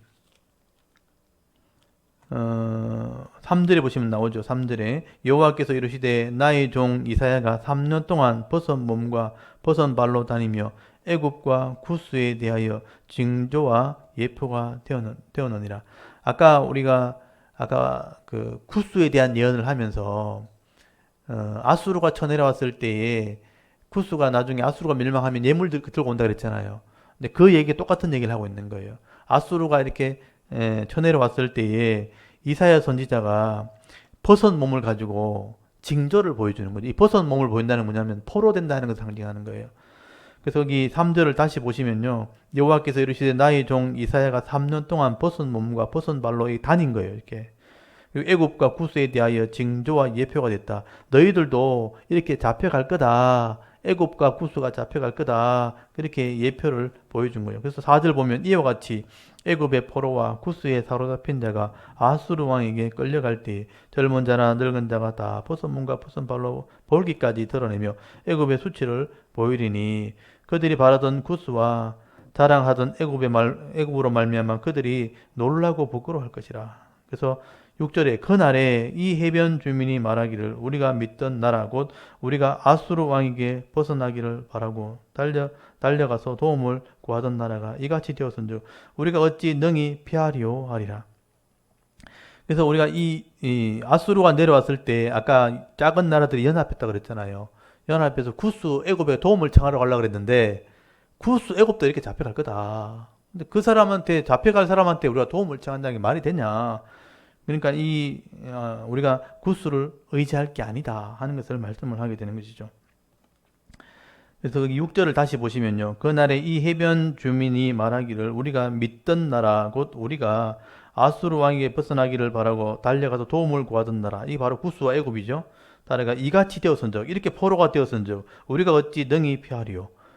이런 도움을 청하려고 했던 사람도 똑같이 잡혀갈 건데 우리가 그 나라를 의지할 게 맞겠는가 하면서 경고하는 말을 써놓은 겁니다. 그래서 이것도 이제 애굽과 구스에 대한 경고라고 보시면 되겠죠. 그래서 거기 중간에 3절 중간에 애굽과 구스라는 이름이 나오죠. 애굽과 구스도 이렇게 포로되어 잡혀갈 건데 그 사람을 의지할 필요가 있겠는가? 아까 거기 18장과 연결해서 이해하시면 돼요. 이해하시면 되고 그 다음에 21장 여기 해변 광야에 대한 경고. 이 해변 광야는 바벨론입니다. 바벨론. 해변 광야가 바벨론인데 바벨론이 결국은 망하게 될 것이다 하는 얘기를 하게 됩니다. 그래서 여기 21장 1절 그 동그라미 있는데 보면 적병이 광야에서 두려운 땅에서 네겝 효리 바람같이 몰려왔도다. 혹독한 무시가 내게 보여도다. 어떤 환상을 보여줬죠. 속이는 자가 속이고 약탈하는 자는 약탈하도다. 엘람을 동그라미 씌우죠. 엘람이여 올라가고 메대여 에워싸라. 이 엘람이 그 바벨론 페르시아 지역에 있는 나라예요. 그래서 엘람과 메디아 아까 나왔잖아요. 엘람과 메디아가 바벨론을 무너뜨리게 된다는 뜻입니다. 메대여 에워싸라. 그의 모든 탄식을 내가 그치게 하였노라 하시도다. 그래서 이제 이 두 엘람과 메대가 바벨론을 무너뜨리게 되는데 거기 전쟁하는 모습을 3절부터 쭉 나오는 얘기는 전쟁의 모습을 설명한 것입니다. 그래서 여기 6절 한번 보십시오. 주께서 내게 이르시되 가서 파수꾼을 세우고 그가 보는 것을 보고 그것을 보고하게 하되 마병대가 쌍쌍이 오는 것과 나기 때와 낙타 때를 보거든 귀 기울여 자세히 들어라 하셨더니 파수꾼이 사자같이 부르짖기를 주여 내가 낮에 늘 망대에 서 있었고 밤이 새도록 파수하는 곳에 있었더니 보소서 마병대가 쌍쌍이 오나이다 하니 그가 대답하여 이르되 함락되어도다 함락되어도다. 예, 바벨론이여 그들이 조각한 신상들이 다 부서져 땅에 떨어져도다 하시도다. 이 함락되어도다 함락되어도다 많이 들어보셨죠? 무너져도다 무너져도다 바벨론. 이게 요한계시록에 나오는 말이에요. 이게 이 말씀을 인용한 거예요. 바벨론도 이렇게 번창했던 나라지만 엘람과 메대에 의해서 이렇게 마병대가 와서 다 무너뜨리게 된다. 그래서 함락되어도다 함락되어도다 바벨론이여 하면서 망하게 될 것을 말씀을 하게 됩니다. 그리고 거기 11절에 보면 두마에 관한 경고. 이 두마는 에돔 지역이에요. 에돔은 사해 바다 밑에 있는 남쪽에 있는 도시예요. 도시고 나라이기도 하겠죠. 이 두마에 대한 경고. 사람이 세일에서 나를 부르되 파수꾼이여 밤이 어떻게 되었느냐 파수꾼이 밤이 어떻게 됐느냐 파수꾼이 아침이 오나니 밤도 오리라.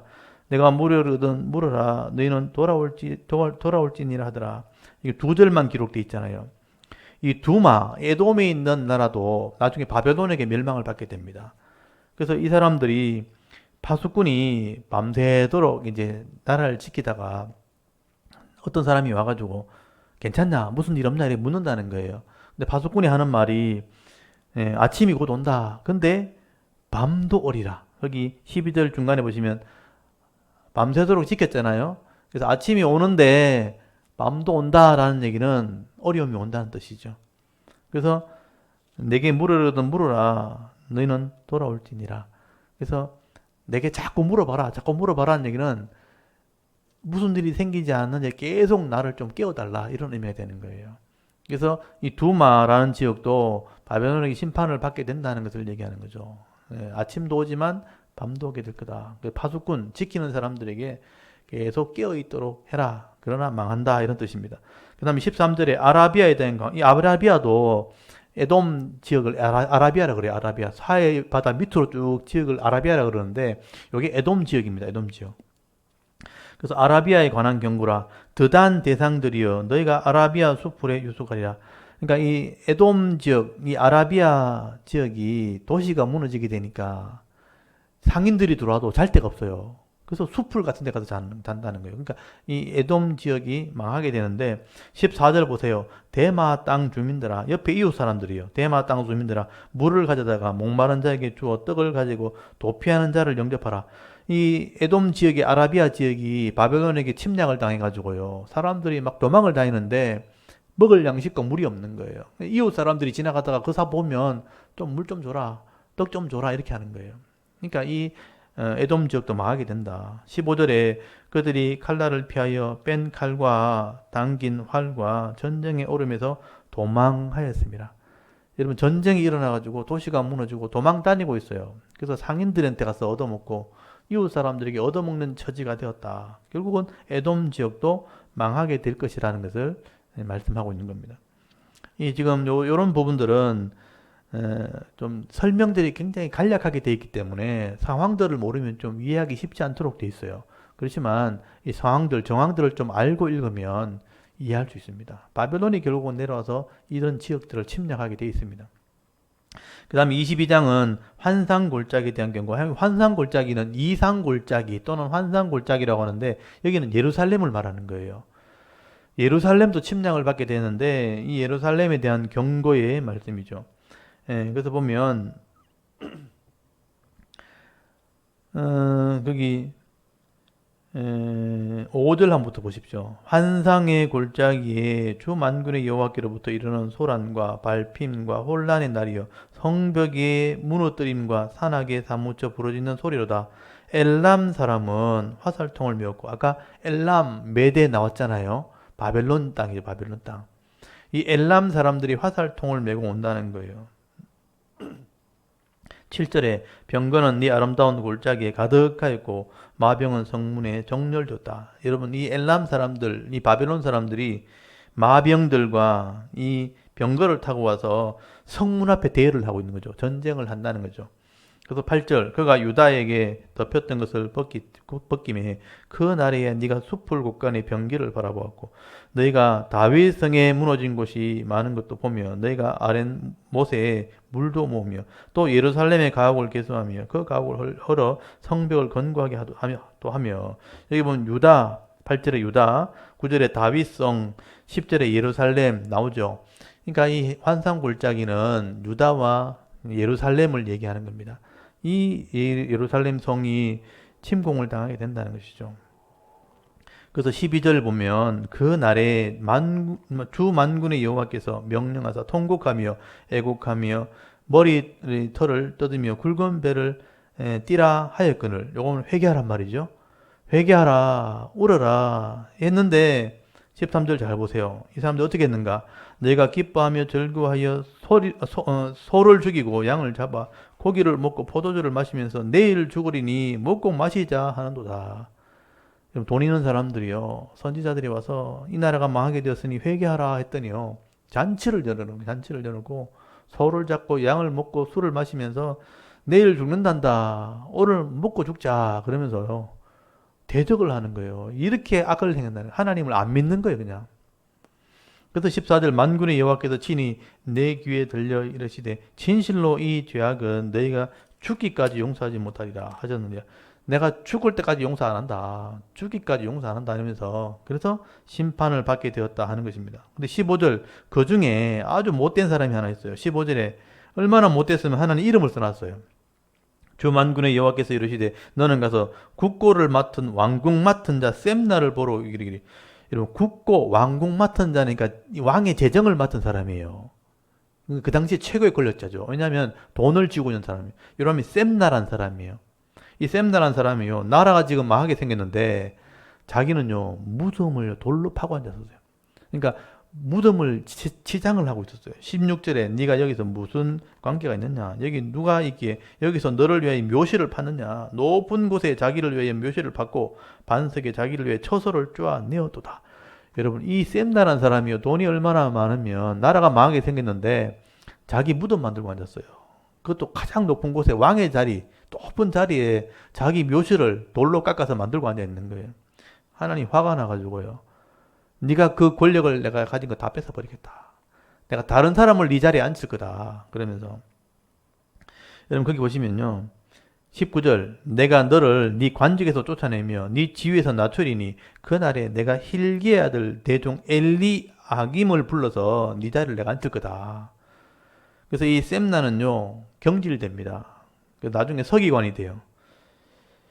그래서 여기 20절 옆에다가 한 써놓으세요. 이사야 36장 3절. 이사야서, 오늘 본문 이사야서 36장 3절을 펴보시면요, 이 셈나란 사람이 왕의 국고를 맡았다고 돼 있잖아요. 근데 거기 가보면요, 한번 보세요. 이 36장 3절 한번 보세요. 36장 3절.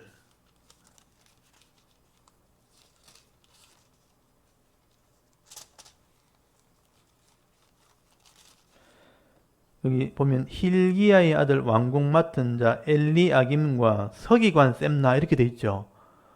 그러니까 왕국 맡은 자가 아까 셈나였잖아요. 근데 여기는 왕국 맡은 자가 엘리아김이라고 돼 있잖아요. 바뀌었죠. 하나님 말씀이 그대로 이루어졌죠. 그래서 본문으로 돌아오시면 이 왕국 맡은 자 셈나가 돈 있다고요. 백성들을 돌아보지 않고 사명 감당하지 않고 자기 사리 사욕을 채운 거예요, 이 사람이요. 지금도 그런 사람 있잖아요. 돈 가지고 있다고, 권력 가졌다고, 자기 집 막 꾸미고, 자기 집 만들고, 여러분 다 잃어버립니다. 보십시오. 내가 관직을 박탈하고 지위를 낮춘다 그랬잖아요. 엘리야김을 가지고 내가 이 자리를 준다 했는데, 여기 20절에 그날에 내가 힐기야의 아들 내 종 엘리야김, 내 종이라고 돼 있잖아요. 엘리야김을 불러서 네 옷을 그에게 입히며 네 띠를 그에게 띄워 힘있게 하고 네 정권을 그 손에 맡기리니 그가 예루살렘 주민과 유다 집의 아버지가 될 것이라고 돼 있잖아요. 그러니까 좀 뒤에 가보면 엘리야김이 왕의 재정을 맡고 있고 셈나는 서기관, 저 밑에 걸 기록하는 그런 사람도 있잖아요. 잘 쫓겨났잖아요. 그대로 된다는 것입니다. 여러분 권력을 가지고 사명 감당 안 하면요 이렇게 수치를 당한다. 이 사람이 워낙 악해가지고 이런 이름을 하나 기록해 놓은 거죠. 이런 사람도 있었다라고 기록하는 겁니다. 그 다음에 23장이 두로에 대한 경고예요. 두로가 그 북쪽이 그 페니키아 여기 두로 이 항구 도시에 대한 경고입니다. 이 두로는 돈이 많고 무역을 한 도시이기 때문에 돈이 많아요. 교만해서 멸망을 받게 됩니다. 그래서 두로에 대한 심판에 대한 경고가 나오고요. 그리고 두로는 거기 13절에 보시면요. 갈대아 사람의 땅을 보라. 그 백성이 없어졌나니 곧 아수르 사람이 그곳을 덜짐승이 사는 곳이 되게 하였으되 그들이 망대를 세우고 궁전을 헐어 황무하게 하였느니라. 그래서 이제 그 아수르가 이제 이 바벨론을 무너뜨린 것처럼 결국은 두로도 멸망받게 될 것이다. 그러면서 여기 15절에 보시면 70년 만에 회복될 거다. 17절, 18절에 보시면 70년 만에 회복되어지고 그들이 예물을 가지면 여기 성직자들 또 하나님 일을 하는 사람들을 배불리게 할 것이다. 예언이 되어 있죠. 그리고 이제 이 두로 같은 이런 나라도 70년 만에 회복될 것. 바벨론이 멸망받고 난 뒤에 다시 회복이 되어질 것을 말씀을 하게 됩니다. 그래서 23절 3장도 두로에 대한 심판에 대한 경고라고 보시면 됩니다. 23장 10장이죠. 13장에서부터 23장까지 10장은 이렇게 이스라엘 주위에 있는 이방 나라에 대한 그 죄악과 그 심판에 대한 경고의 말씀이 기록되어 있죠. 이게 지금의 불신자하고 똑같은 겁니다. 권력자, 또 부자들, 악한 사람들, 사명을 주신 것이거든요. 그래서 공의를 위해서 이 땅을 다스릴 수 있도록 질서를 위해서 각자의 사명을 주셨는데 악을 행하게 되면 가진 자가 더 큰 악을 행하게 되면 결국은 빼앗기고 심판을 받게 될 거다. 그리고 24장에 넘어가면 이게 종말에 대한 심판이 나와요. 그래서 24장부터 사실은 이제 27장까지 27장까지 종말에 대한 심판에 대한 예언이 나옵니다. 이건 이사야의 종말론이라고 그러는데 이렇게 이방 나라가 망하게 되어지고 마지막 심판도 있게 될 거다 하는 이사야가 보는 종말에 대한 얘기예요. 그래서 이사야의 종말론이라고 그러는데 요거는 이제 구약의 관점에서 보는 종말에 대한 얘기가 기록되어 있습니다. 그래서 27장까지가 기록된 요거는 이제 다음 주에 오시면 설명을 좀 드리겠습니다. 그래서 여러분 12장까지 메시아 예언이 끝나고 난 뒤에 13장부터 23장까지는 이스라엘 주위에 있는 이방 나라에 대한 심판에 대한 경고가 나온다 하는 거. 그다음 24장부터 종말론에 대한 이야기가 나온다는 거. 좀 이사야가 복잡해 보이죠. 그렇지만 이걸 알고 차근차근 읽어보시면 하나님에 대한 예언이고 또 성취된 것도 확인할 수 있게 되어지고 말씀대로 하나님이 이 땅을 다스리고 있다는 것을 우리가 말씀을 통해서 이제 살피게 되는 겁니다. 그러면서 우리 현실을 이제 바라보게 되는 것이죠. 우리는 이 나라를 다스리시는 분들이나 아니면 종교 지도자들, 목사님들이나 또는 교회 성도들이 이런 세계가 움직이는 그 세계 속에서 하나님 말씀대로 사명을 감당하고 있는지를 보셔야 되는 거예요. 그래서 그런 분들이 사명 감당할 수 있도록 우리가 기도해 줘야 되고 또 그렇게 하지 못할 때는 같이 이제 말씀을 가지고 토론도 하고 나누는 일을 해야 되는 것이고 또 우리는 교회 안에서 성도들이 자기 삶의 영역에서 하나님 말씀대로 순종해서 내게 주시는 복을 받아 누리는 그런 건 성도가 되어야 된다는 그런 믿음을 가져야 되는 거죠.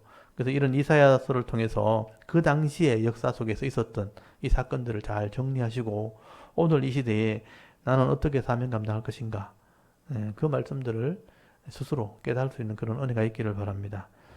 조금 따라오셨습니까? 어렵죠? 쉽지 않죠?